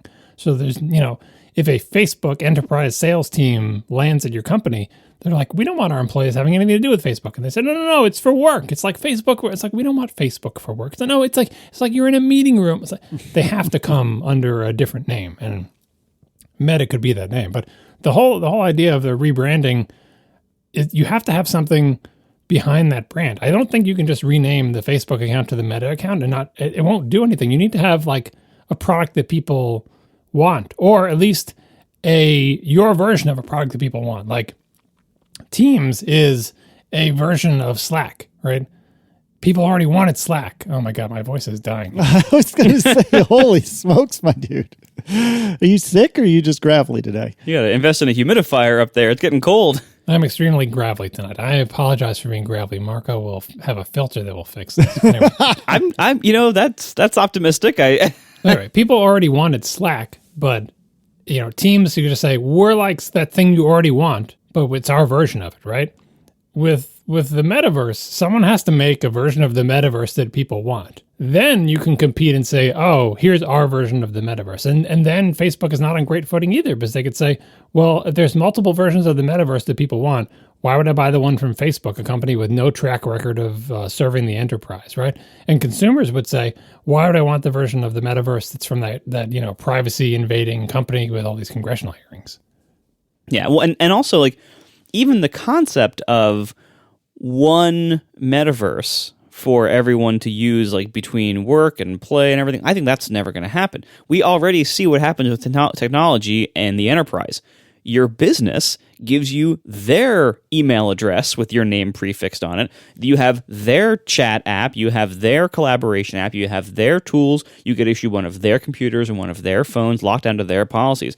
They don't want you to have like your Facebook or Meta personality thing in a metaverse to come in to be your business metaverse icon, whatever these things are called. They don't want that. Even if something like this gets off the ground, and that's a big if, but even if something like this gets off the ground in the consumer or social spaces, you're not going to get to use that at work. You're going to have to use the crappy Microsoft version at work. It's never going to be like one giant metaverse where everyone's getting along and all these systems somehow interoperate, which that's a whole other thing. Because, so getting into that for a moment, if we can, did either of you watch the Facebook concept video about this? I did not.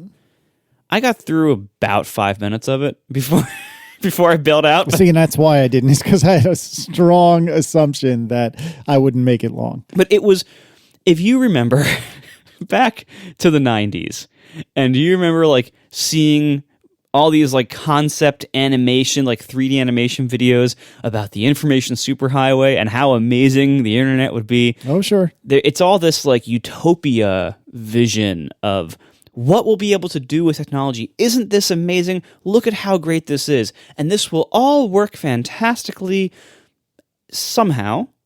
And it will all be funded somehow.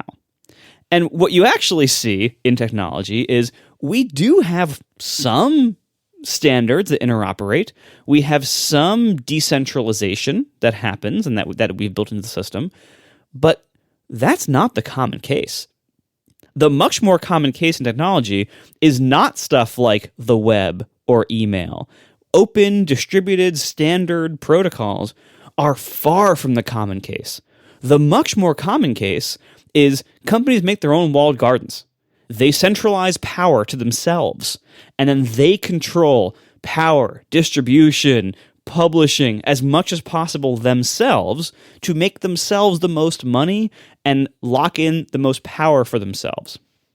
I don't see how we're possibly going to enter a world now, especially now that we have a very mature technology industry and world here. No one is going to launch a brand new open protocol and let everyone else interact with it. It's going to be one company. So let's get, Facebook's thing where it can't just be us, there's going to be protocols. BS. Facebook is going to do their own thing that works with their own stuff. And just like what everyone else does, if they have an API of any sort, it will only be accessing things that aren't their core lock-in. They're not going to give you access to the core stuff that really matters so that you could actually build what you want and have actual interoperability that matters. They're going to let you add value to their platform, but not take any back out, because that's what every big tech company does with anything new they launch these days. So let's get right out of the way. There is no chance of some kind of awesome cooperative standard forming where different companies, metaverses will all get to form together and you'll have portability of it. No, that's right out the window. That's like what happens when human selfishness and greed come into the picture, right? Secondly, Facebook's glorious concept video, which frankly I found insufferable, but I'm like, I hate all these people. But that's just me being, a East Coaster here. But it was all idealized content as well. It's like when you watch one of Apple's group FaceTime demos. Hey, Joe, you want to get lunch? Oh, sure, Lisa. It's so saccharine, just canned. Everyone's a model in perfect lighting, living in their fabulous house in a scenic place, Yeah, but you know what you would actually have in one of these metaverse conversations? Chat roulette. Yeah. First of all, there's genitals flying everywhere, right? Okay, that's problem number one. See also Second Life. Yes, right. You also have things like technical problems. There's Marsha. She's flickering out again because her internet connection sucks. You're muted. No one can hear you. You're muted. Yeah, it's like the world's largest Zoom call. That's you're going to have technical issues, people having problems operating the equipment and interfaces that they are given, differences in people's internet connections, differences in how good their equipment is, and so therefore, some people are going to be, smoother moving than others. You'll be able to hear them better. I mean, Look at all the technology we have today. We still can't make a conference call that works. We have infinite technology in the form of things that can make conference calls good, and we still can't even do that because of mostly human nature problems or just technical realities of networks and equipment and physics and stuff like that. So we have all sorts of technical problems. This is a good example, though, because things like, what we call Zoom calls, about Zoom really just sort of fell butt backwards into how us calling it being the proprietary eponym for conference calls. But Over the course of, the past decade or so, the idea of doing a real-time audio multi-person chat where you're presenting a document has gotten way, way better. Still crappy, which is your point, but it's gotten way better. And I think that gives you an example of the kind of timeline we should expect starting from zero right now, more or less, with metaverse type stuff. And that if we're still not done making boring audio only, maybe with some video share a document work well, we're really far away from 3D persistent world presence stuff. Really far. Yeah, I know we have technology to do now. You can do a cool tech demo or whatever, but we're like where audio conferencing was a decade ago. Yeah. And then finally, we get to the content problem. Even if we accept the fact that not everybody's going to be a model in perfect lighting, and even if we accept the fact that everyone's going to have good equipment that's working correctly, that they're operating correctly on a good internet connection, which, again, none of those are actually realistic expectations, but setting all that aside, the big problem with all these concept videos and these lofty ideas is that they don't have any ads, and everyone is speaking nicely to everyone else about trivial things that don't matter. And that does not happen in real life. What's going to happen if somebody develops such a thing in any kind of public way, outside of corporate environments, like if there is some kind of like public social metaverse, what's actually going to be there is a whole bunch of people yelling at each other. There's going to be, the racists, the haters, all the political arguments, religious arguments, name calling, swearing, harassment, all the sexual problems, and it's all going to be surrounded by ads constantly being injected everywhere in really weird, creepy places, and not just good ads, but really terrible ads. It's not going to be like, oh look, what a wonderful Nissan you just virtually drove up in. No, it's going to be, Viagra boner pills and all sorts of other crap that it's going to be, political ads and all. It's all the garbage that you actually get in online ads all over Facebook. You see that. We just take what Facebook is when you visit Facebook. Take all of those problems and all of that mediocrity and the moral bankrupt people who run it and put all that in 3D. That's what we would actually have. It wouldn't be one of these magical concept videos where all these attractive people are talking about getting lunch, which actually I guess they can't even really do that. But anyway, it wouldn't even be like that. It would be like your crappy relatives on Facebook now in 3D, surrounded by 3D dick ads. Like that's what you'd actually get. And these concept videos never consider real world content, real world problems, real world people and their technical problems and their arguments and their greed. That's what we're actually going to have to deal with. And those problems are way harder than how to make your avatar have a new suit or whatever, or dress up like a bear if you want to. That's the easy part. The hard part is dealing with people and their crappy technology and their crappy morals, and all the ads are going to be funding it all.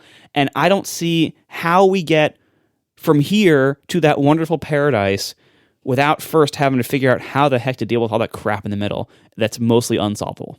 I mean, it's not unsolvable, but that's why I brought up games before. Lots of online games have the same problem. They want to make a place where people want to be. So World of Warcraft, you can't, there's not a bunch of ads all over the place. If they put tons of Viagra ads into World of Warcraft, their customer base would revolt. That's not where they want to be. They want it to be like World of Warcraft. They want it to be nice. They want, there are features that you add or don't add. That, can players push other players off a bridge? Can players destroy geometry or, wreck someone else's castle? Can they steal items from other people? Games do this all the time, because you want to make a place where people feel safe and can build communities and hang out with their friends while not being bothered by their enemies and strangers. And from something like World of Warcraft, which is, very close to a metaverse type thing, just without the VR, all the way down to a web bulletin board, about knitting, where it has a good set of moderators and a good policy on who can get into it or not. And it's essentially a well-maintained community, right? Facebook has some version of that in its groups and Reddit and its subreddits and stuff like that. But that is the actual work of creating online community. And technology doesn't change that work. And what you're getting at is Facebook doesn't do any of that work for the most part. It's just a free-for-all, and it's terrible, and there's ads everywhere because that's how they make their money. The idea of a Facebook that wouldn't put ads in your face because Facebook users would revolt if they saw ads, that's not the culture that Facebook has built. And arguably, Facebook has billions of users and World of Warcraft has mere probably single-digit millions or whatever. So maybe Facebook has the right approach. But the problem is with the whole VR presence thing right now, that's a hurdle to get people over.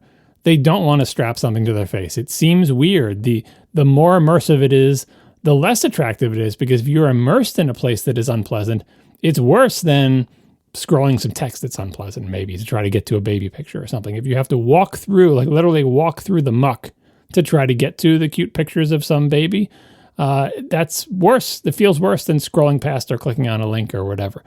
The more immersive something gets, like, World of Warcraft or Minecraft or, anything like that, the more it feels like you're really there, the more it has to be pleasant. Otherwise, you will not want to be there.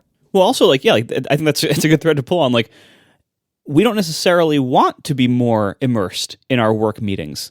I know a lot of people who, their jobs are basically being in meetings all day, or at least that's a big part of the job. I don't know any of those people. First of all, setting aside the ergonomics issue, which I'll get to in a second, I don't know a lot of those people who want those meetings to see more of them and who want to be more engaged in those meetings. Let's be honest. How many people out there have paid 100% attention to the meetings that you're in ever? Everyone is always looking at their phones or checking their email, or they have a background window open or something. Like, you're always multitasking with, different apps at the same time. If you are in a fully immersive VR environment, that's going to get, impossible to difficult. It's certainly going to be different.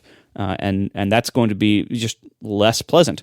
Again, it's one of these areas where the idealized version of being in a meeting is very different from the actual experience of being in a meeting. And so the issues with that of like, do I really want to be more fully immersed in my company's ideal version of whatever meetings actually what they think meetings are? But then there's the issue separately from all that. Suppose this does take off. Think of the massive number of problems that we have on the physical and ergonomic side. Right now, if you put on an Oculus Quest, so first of all, you're going to have problems with battery life, and that's going to be solvable over time with technology. We'll get all sorts of claims of all-day battery life. We'll have another wave of that until we actually get it, if we ever do. So that's problem number one. It's just like the technical side of like, you need the gear that you are using for these very important roles in this theoretical world that this thing exists. That gear then has to last much longer than it does today. Because many people whose jobs involve meetings, they're meetings for many hours a day. And also then if you use this exact same equipment or similar equipment for social things after you're home from work or on the weekends or something, again, we're talking about multi-hour use time here. So the technology first has to get to a point where it even will run for multiple hours without being like tethered to a wall or something like that. And that's its own significant problem.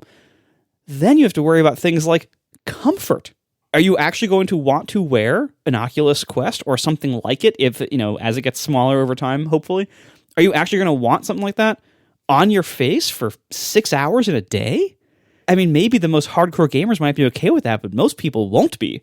That's a pretty, big physical ask for people. Even gamers wouldn't do that. And that's why I was bringing up like the things that Facebook is bad at. And I didn't want to bring up Apple specifically, but like, if you're going to improve the technology that does this, you have to overcome these hurdles. You'd have to make something that is comfortable to wear all day, that have to be much smaller and much lighter and much more comfortable. And why would you look to Facebook to do that? Facebook has never made an amazing consumer hardware product that surpasses others in these type of areas of being like smaller, lighter, better, more attractive, more fun to use. Facebook has never, ever, ever done that. Never.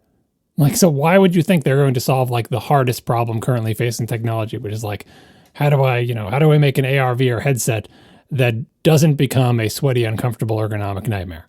No one's figured it out yet. No one has released one. Like you're saying, the best ones out there are good for short periods, but none of them are sort of all day comfortable. People can and do use desktop computers all day. People can and do use laptops, iPads, iPhones all day long.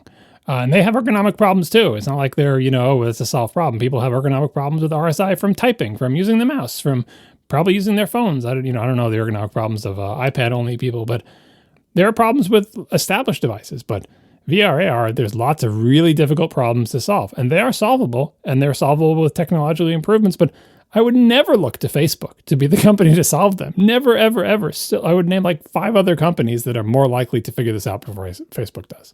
Yeah, and I think those technical hurdles are not to be minimized. This isn't going to be the kind of thing where everything's going to be really awesome in 5 years. I think we're looking at a much longer timescale than that for things to be really great in this area, because we're just so far from it in so many ways. The VR space will likely get there before the AR space will, simply because of so many challenges with AR in terms of like projecting bright enough amounts of light to overcome things like sunlight. That's a hard thing to do. Whereas if you have a totally enclosed space like in a VR helmet, not only can the thing itself be much, much bigger than glasses, but also you don't have to deal with the external world's interference with your images. So the VR I think is way closer than AR, and will be for some time probably.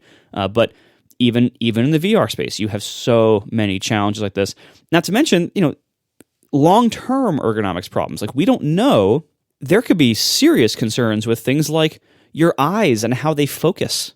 If you're in a VR helmet for many hours a day and you're physically not focusing to a great distance. I mean, I don't know how that works with like how your eyes reflect in it. I don't know. I'm sure it's not as bad as I think it'll be, but there's probably some issues there. Also, VR equipment is kind of specialized, and there's many people to whom it is basically inaccessible for various reasons. Now, this is true of any kind of technology. There are some people who can't afford any of these things we're talking about, so there's a huge money barrier. Even among those who could theoretically afford such things, there are barriers in the physical world. So there are people who can't physically operate laptops or phones or things like that. There are also many people who cannot physically operate VR helmets for various reasons. Lots of them. I mean, first of all, if you have any kind of head or neck problem, that's going to probably be an issue for you with just like the weight of this thing sitting on you, all day, and it's going to cause probably some neck strain at least, if not other problems. Also, things like skin reactivity, because the skin on people's faces is often very sensitive, so you have to deal with that. You have to deal with motion sickness, which is a massive problem. John, probably couldn't use one of these things for a very long time. I can't even use the Quest. I don't usually have motion sickness, but the Quest is not great for me in that way. I have to stop using it after, a pretty short time. We are so far from these kind of things even being universally applicable or universally usable for what they are, let alone considering what about the whole new classes of people and conditions that make these things hard or impossible to use at all? And how do we include those people in this brand new big world if this is going to be really important to the way business and socializing are done? So there are so many massive hurdles to overcome here, some of which I think will be overcome in time, but many of them probably won't be. And so I don't see how the real world with actually the people that we have, the people that we're stuck with, I don't know how we get to anything like what Facebook has proposed here with this metaverse concept. Now, we might get to other things, but I think it's going to be kind of similar to what we have now, as we were saying earlier. I think it's going to be fragmented. There's going to be a lot of private entities that try to make their own little metaverses, I guess. Is that even a thing? Is that an oxymoron? But I don't know. Like, it's going to be way less cool, less fun, and much more of a grind than we think it is. Because what we're actually doing is making the world's greatest conference call. And I don't know a lot of people who really are dying to get there. I'm pretty confident that all the technical barriers can be overcome with time. A long time, but I feel like they're all tractable. But I don't have faith that Facebook's going to be the one to do it. And all the things you brought up about how far we are from it brings up I don't know if this is a thing that I made up or it's just a phrase that I remember, the cynic's dilemma of like when someone like Facebook gives a presentation like the metaverse thing, the cynic's dilemma is, and it comes up with politics a lot too, is does the person saying this really believe what they're saying, Or do they, like everyone else who's listening, understand how much of BS it is, and they're saying it for strategic reasons, right? And the reason it's the cynic's dilemma is neither one of those answers is comforting, because if they really believe it, it's scary because they're like clueless or like high on their own supply and believing their own BS. But if they don't believe it and are just saying it, cynically to get the end effect they want, they're just villains, right? So everything we've just said about all the difficulties of VR and how Facebook has not historically been the type of company to tackle these problems and defeat them, and it's not particularly well positioned to succeed in any of the areas that it talks about. We can all see that. And if they're, setting aside what I said before about Facebook being smart enough to realize that Facebook is not forever and they should start working on the next thing, I really hope that they don't believe that in any kind of reasonable timeline, all that crap they put in that video is going to both come to fruition and also be as successful as they dream it is.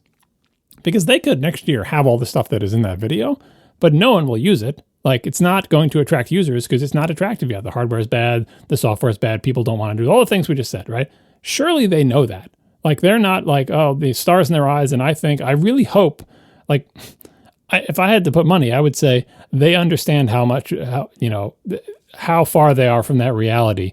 But they're saying this now because they want to start down the long path of a sort of like long-term rebranding and escaping from the toxic Facebook brand and, letting the old people be in, I don't know. Honestly, I don't understand what the strategy is, but it's like, this is step 1 of 8 billion.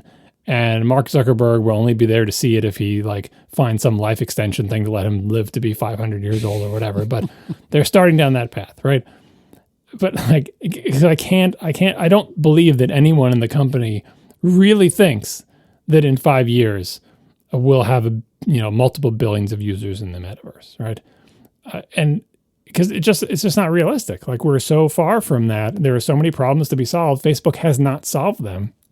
Even when Apple had basically solved the problems of how do we get a smartphone, a touchscreen smartphone into the hands of everyone in the world, technically speaking, they'd cracked that with the introduction of the iPhone. It wasn't just a concept video. They had the product. And even then, if you had asked them, how confident are you that in 5 years, that this will be a world-changing phenomenon? They'd be like, well, we think it might be, but, they're not entirely sure. And they had the product. They literally had it. It wasn't like they had an idea for a product or a concept. They'd figured it out. The whole phone is a screen. You move stuff around with your fingers. That was it, right? And even then, I think it would be hard to find someone who was confident that Facebook has nothing except for a gaming VR headset and a cheaper version of it that nobody wants to be in for 8 hours a day in meetings. And they're like, here's this vision of the future. I have to believe that they don't actually think that that's a thing. And so this entire dog and pony show is, hey, look over here. Wouldn't it be cool if this was the future? I mean, yeah, I guess. And we're going to do it. All right. Yeah. Okay, sure. It just seems like a distraction. The worst kind of distraction. I keep bouncing back and forth with okay, so it's a distraction and they're villains, but maybe they really believe it and they're dumb. But no, it's a distraction and they're villains, but they really believe it. They're delusional. And, neither choice is good. You got Apple over here who's saying nothing, but internally working on all these same technologies, which that's what you mentioned several times. It's a smart thing for companies like Apple to be doing, because if you get this right, it could be transformative. But kind of like Apple's car stuff, apparently they haven't gotten it right yet, because all we have in the outside world from Apple is ARKit and the VR stuff, which they're slowly working on and they build into our iPads and phones, and it's cool for placing furniture in your room and all that stuff. They're making headway, but Apple is not putting out concept videos about their amazing AR VR headset. It's just all internal, and if they ever think it's ready to be a product, they'll release it. And so far, it hasn't been. And so just this Facebook thing, it's it doesn't make me feel good on many, many different levels. The only thing that makes me feel good about it is my fairly high confidence that Facebook is not going to be the company to pull this off. But as I said before, if any other company pulls it off, Facebook is well positioned to say, okay, let's do that and leverage our billions of users into the dominant metaverse. Like Margaret was saying, they'll all want to have their own. And we just have to hope that it doesn't turn out like, YouTube, where there's one dominant company that, controls the entire thing, or Facebook, one dominant company that controls all social networking or whatever. We complain about the app stores, but at least we have Android and Apple. We have two. That's so much better than the YouTube scenario or the Facebook scenario. And the only things that we have in this world that are good are things that are, like the web, the platform that nobody owns, right? Email, the web, all the things that were created before the big tech companies came along, continue to exist and continue to weave everything together. But we've been through this enough times now that we know all the bad ways this can turn out. And it remains to be seen if we can ever have another good thing by itself. Like so dark. But like Easy peasy. Twitter's doing like the Twitter Blue thing, or not the Twitter Blue thing. What is it? The Blue Sky thing? What is it called? Where they're like want to make open protocols for something like Twitter, and like I don't understand what their end game there is, but like occasionally there are high-minded ideas of like, well, imagine if YouTube said, well, here at YouTube we control online video, but we envision a world where one company doesn't control online video, and we want to sort of make an open network of video sharing and out. Like, no, YouTube would never do that. Why would they do that? And Twitter's effort for, what is it called? Project Blue Sky or something, seems like they're saying we want to make kind of like an open interoperable protocol for doing stuff like Twitter does. So that, if someday Twitter dies as a company or gets acquired or crumbles or who knows what happens to it, still somewhere out there in the universe will be a bunch of interconnected things that work kind of like Twitter that's not owned and controlled by one company, which is great. But that hasn't actually happened, and who knows if it ever will. And I don't know how cynical that effort is. But the metaverse stuff, talking about how it's going to be interoperable protocols and everything, what's going to make that happen? The only thing that ever makes stuff like that happen is like individuals with, I don't know, what does the individuals have? I'm not going to say integrity, high-minded ideals, individuals with both control and high-minded ideals who are able to make it happen just because they think it's the right thing to do. Arguably, that's the worst thing about Facebook. Arguably, Facebook is one of the few companies where that could actually happen, because there is literally one person who, if he had high-minded ideals, could bring them to fruition. Unfortunately, that person is Mark Zuckerberg, and he does not have any high-minded ideals. So what he is making happen is not any of those things. Now, he talks about it in the metaverse like, oh, maybe that's what I want or whatever, but his actions say, no, that's not what's going to happen, right? Most of the other companies have boards of directors and other people who don't have dominant, unwavering control. Facebook does, which I think is the source of most of the sort of harm in the world from Facebook comes from the fact that it is controlled by a single person, and no single person should have that much power for that long over that many people. Like, even if Mark Zuckerberg was a saint, and he's not, you would never want a single person to have that much power. It's the reason kings are bad, right? Imagine a king who is the king of a kingdom with multiple billions of people. It's not good. So it's, I really don't know if we're, I don't want to get if we're ever have good things again. I really don't know how in the current climate we produce a good on the same level as email, the web, Unix, most of which happened either because of high-minded ideals or by accidents of history or both. Because everything that's sort of been deliberately done since then has benefited individual companies or sometimes individual people to the detriment of most others. I don't disagree with mostly anything that you guys just said, but I don't know. I'm stupefied that I'm the first person to make this reference of the three of us, but I keep coming back to the Knowledge Navigator, which in retrospect is preposterous in almost every way. But I don't begrudge Apple, and if you're not familiar, it's this like super campy video from like 87 or thereabouts, where Apple was pitching what, depending on how critically you view this, could have been an iPad or could have been something that was nothing like the iPad except kind of like the iPad.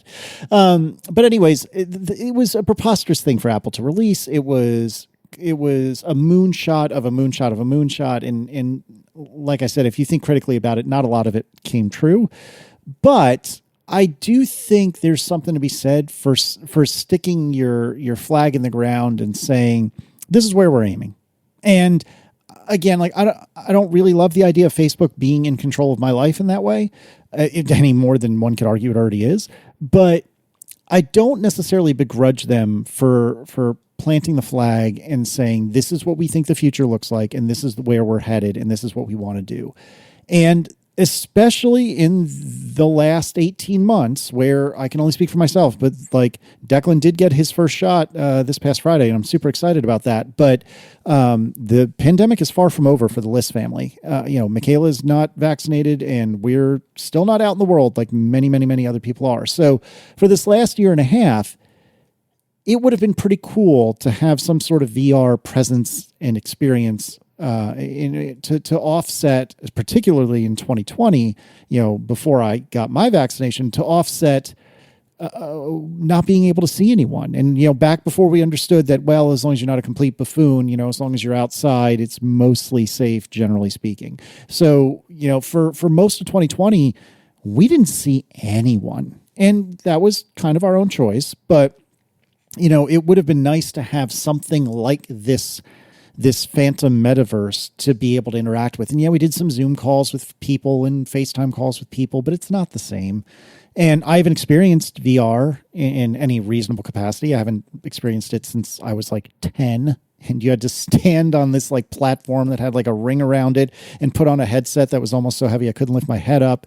And it was so, it wasn't even pixelated. It was just, wireframes, if I remember right. It was terrible, but amazing at the same time.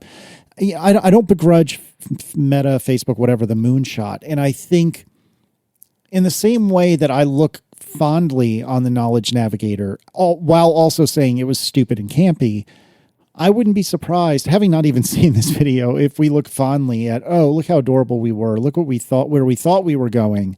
And yeah, we ended up taking 2 right turns, 3 left turns, and turning around 3 times. But you can see how that path started way back in 2021 with that ridiculously campy video. And I don't think that's so terrible. I don't think it started there. I hope no one credits the Facebook metaverse with starting any of this Fair. stuff. But no, I think the big difference in the Knowledge Navigator video is, for all its silliness, the Knowledge Navigator video was made by a company that you could say, yeah, if I could like magically fast forward Apple, this company, 50 years, 100 years, I could see them making a product like this, because this looks like the kind of product that we know Apple makes. Apple makes these amazing products that are like the Knowledge Navigator, but with like older tech, right? That's exactly what Apple makes. Hardware, software products that wow us. And so when they make a video, even if it's something like Knowledge Navigator that has no bearing on any active product efforts whatsoever, it's worse than Metaverse, because Metaverse, like Facebook is working on stuff related to this. It's not that far away. It is technically plausible. Knowledge Navigator was not technically plausible by any stretch of the imagination. There was no product inside Apple that it looked anything like that. Even the Newton did not spring from Knowledge Navigator, right? It was just pure fantasy. But when you looked at it, you would say, yeah, like this was a sci-fi novel and it was the far future and Apple still existed, this is what Apple would be making. If we look at Facebook today and we said, okay, if I could fast forward Facebook 100 years, 200 years, what kind of thing would Facebook be making? We would envision something like from, what do you call it? The Mike Judge movie, Idiocracy. Oh, yeah. Ow, my balls, with all the ads all around the thing. That's what we would envision Facebook making in 100 years. We would never envision them making the metaverse, because that's not the type of thing that Facebook makes. We think about Facebook, we think about the Blue app, and we say, okay, what does the Blue app look like in 100 years, in 50 years, or whatever? And nobody says, oh, it looks like the metaverse. And that's what Facebook is trying to do, trying to say, stop extrapolating from everything you know of Facebook and saying what that would be like. We're going to change. We're going to be a different company. We're going to make this other thing. And I look and I say, no, you're not. Maybe someone else will, or maybe you'll copy them when they do, or maybe you'll buy them when they do.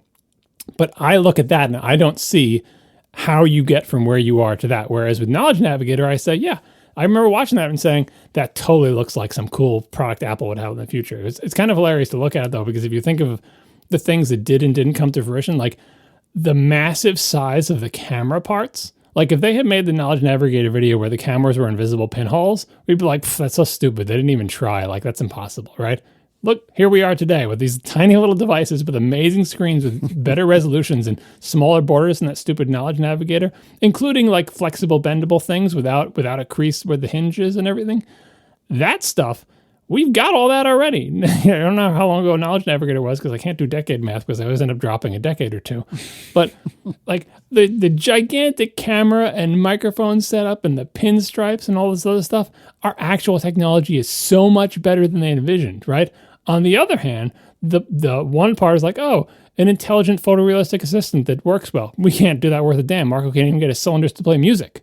So, it's just the typical sort of future thing where, like, in some ways people can't allow for the things that are really going to progress. Like the idea that cameras and microphones would get so much smaller and so much higher quality to basically disappear. If you tried to do that in sci-fi, 50 years ago, people would reject it and say, well, that's impossible. You're just making up a fantasy, right? Whereas if you take something and just make it incrementally better, like, a personal assistant that can do what you ask. It's like, well, today we have computers that we can talk to and they can understand our speech. And so probably in 20 years, they'll be able to be like little people. It's like self-driving cars all over again. People are notoriously bad at like picking the things that will advance rapidly and the things that won't, because they don't understand how relatively hard the problems are. They can't look at like, what do sensors and camera technologies and integrated circuits look like? And if we extrapolate those technologies in a boring linear way, over time, will we get tiny cameras that are so small that you can't even see them? Versus if we extrapolate how well this little remote control car can make it through a maze in a lab to a real full-size car on our current roads, there is no straight line path between those two things. And so if you look at the Knowledge Navigator, think about the parts of it that they got hilariously wrong. Like that this is an amazing future technology with some stuff in it that, like, honestly was only like 1 or 2 years worse than what they had then. And in particular, screens, cameras, microphones, batteries, and the size of the devices. All of that they got hilariously wrong because the iPad stomps all over the Knowledge Navigator in every way, except there's no little guy with the bow tie who does all your stuff for you. Thanks to our sponsors this week, Linode, Mack Weldon, and Squarespace. And thanks to our members who support us directly, you can join and preserve podcasting, which is one of these awesome things that we still have at atp.fm/join. Thanks, everybody. We will talk to you next week. Now the show is over. They didn't even mean to begin, 'cause it was accidental. Oh, it was accidental. John didn't do any research. Marco and Casey wouldn't let him, 'cause it was accidental. Oh, it was accidental. And you can find the show notes at atp.fm. And if you're into Twitter, you can follow them at CASEYLISS. So that's Casey Liss, MARCOARMENT, Marco Arment, SIRAC, USA Syracuse. It's accidental. They didn't mean to. Accidental. Tech podcast so long.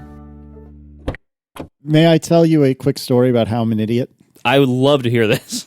It's my favorite kind of story. The other day, Erin was out with Declan at a outdoor birthday party, and she was returning home, and she got home and said to me, "Oh, my key wouldn't unlock my car."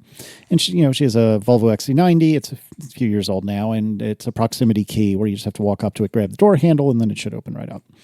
So the first challenge for her, and I didn't know any of this until she got home. So she obviously made it home successfully without my intervention. But she said, well, I had to figure out how to get in my car.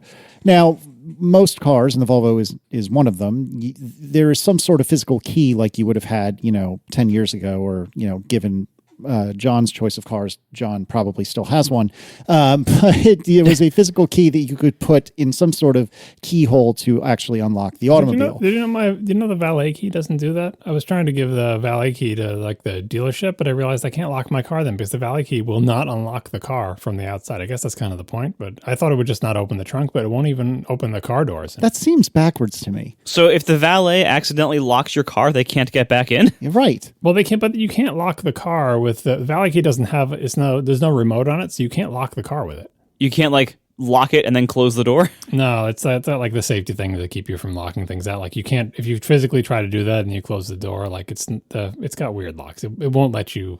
I guess, could you lock the key? I don't think you could even lock the valet key in the car. I don't think it's possible for you to do, because I think if you get out of the car and try to like lock the door handle thingy, it's weird. But anyway, if you're outside the car with the valet key, there's nothing you can do to make the doors on the car lock. So all kidding aside, as much as I'm snarking on you, is it a proximity key or is it a traditional like No, key it's fob? a piece of metal with. Okay. So, but is there not a keyhole you could stick the valet key into? Yeah, you can. You can turn it and it does not lock the car. Huh. That's weird. It is weird. But what I'm saying is like having what you're describing, having a physical keyhole that you can put a key into and turn and make things lock.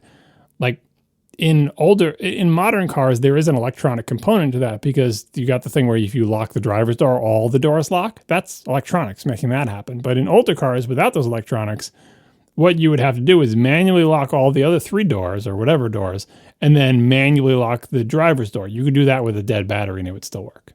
Yeah. And so Erin had to figure out how to get into her own car.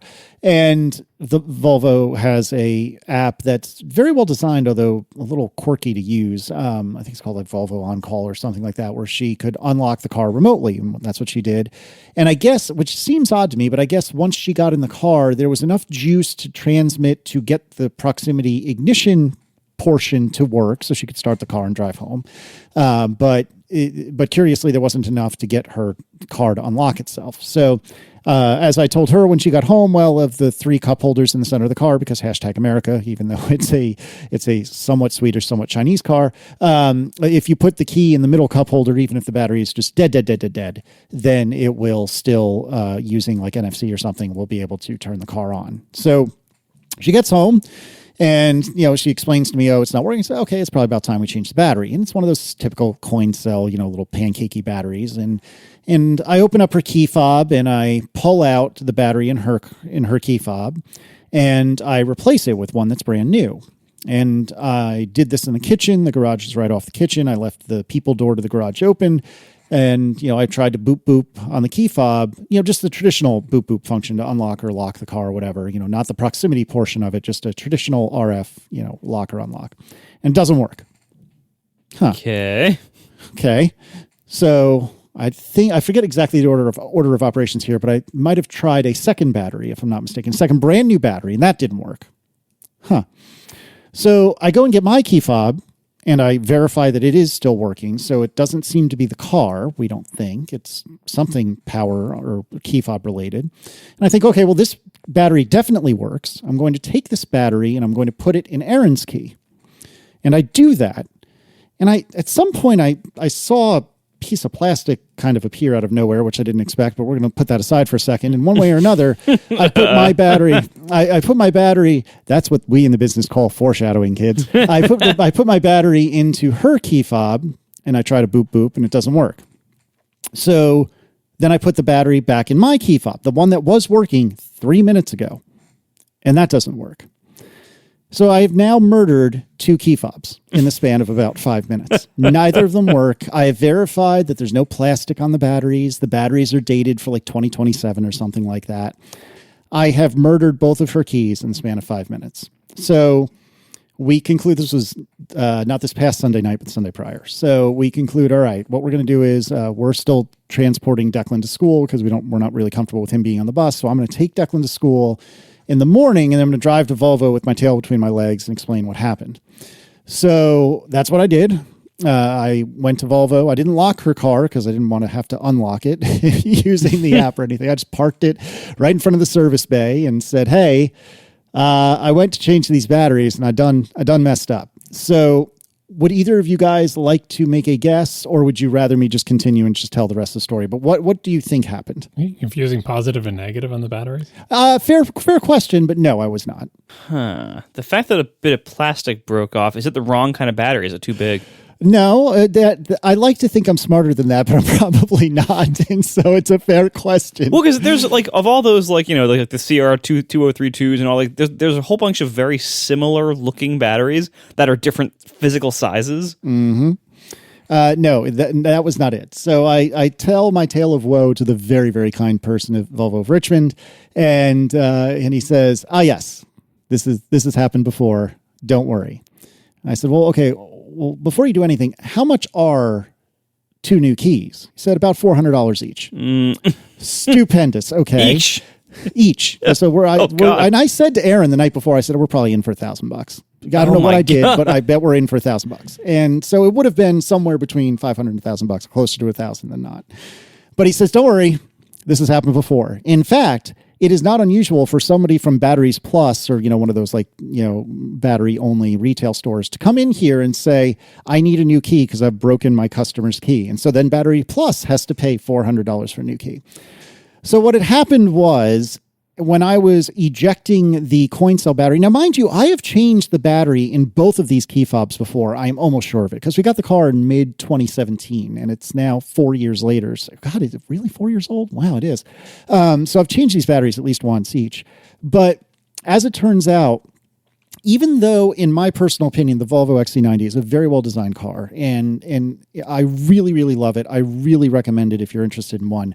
But nevertheless, the clips that hold the coin cell battery in and onto the contacts within the key are literally 1 to 2 millimeters wide. Like I cannot, I guess, understate how small they are. I mean, I can't overstate how small they are. And apparently in the process of changing the battery, I broke both of the clips. I broke clips on both of the keys, I should say. Oh, God. Were you in a hurry? What are you just wrenching these batteries out? No, I didn't. They wouldn't come out, so I levered them out. Use some more force. Yep. And then call me Clarkson. So he says, we used to fold up pieces of paper to do this, but then, Joe over there came up with a better solution. So he walks a few paces down the big long desk, goes in a drawer, comes back with those little circle stickers you would use to put a price at a tag sale. You know what I'm thinking of? And he takes 3 or 4 of them, puts them on the underside of the battery door, and then sticks the door back on the key. Works no problem. Does the same thing to the other one. I was out the door in maybe 5-10 minutes and spent $0. And I am forever indebted to the service department at Volvo of Richmond. So very 5-star service. I very much appreciated them.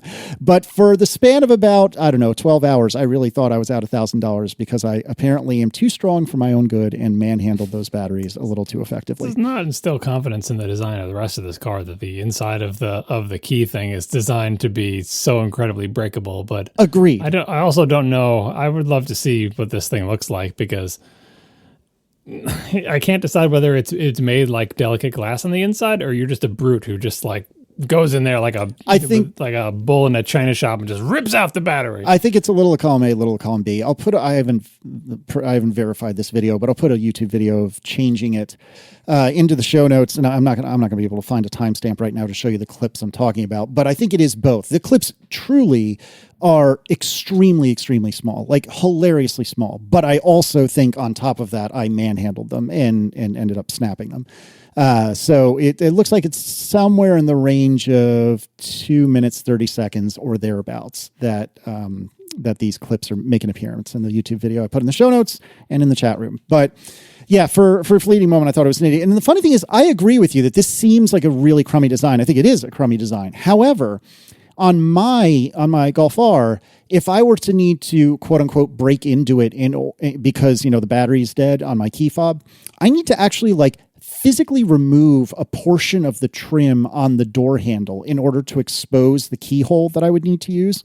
Whereas on Aaron's car, when you pull, it's one of those grabby door handles, you know what I mean? So when you pull the door handle out, the keyhole is right there in the space in the space that's been exposed by pulling the door handle out. It's very hard to verbally explain. But my point is, you don't have to like remove part of the friggin' car in order to get to the keyhole. You do have to disassemble the entire key to get the key out, but that's neither here nor there.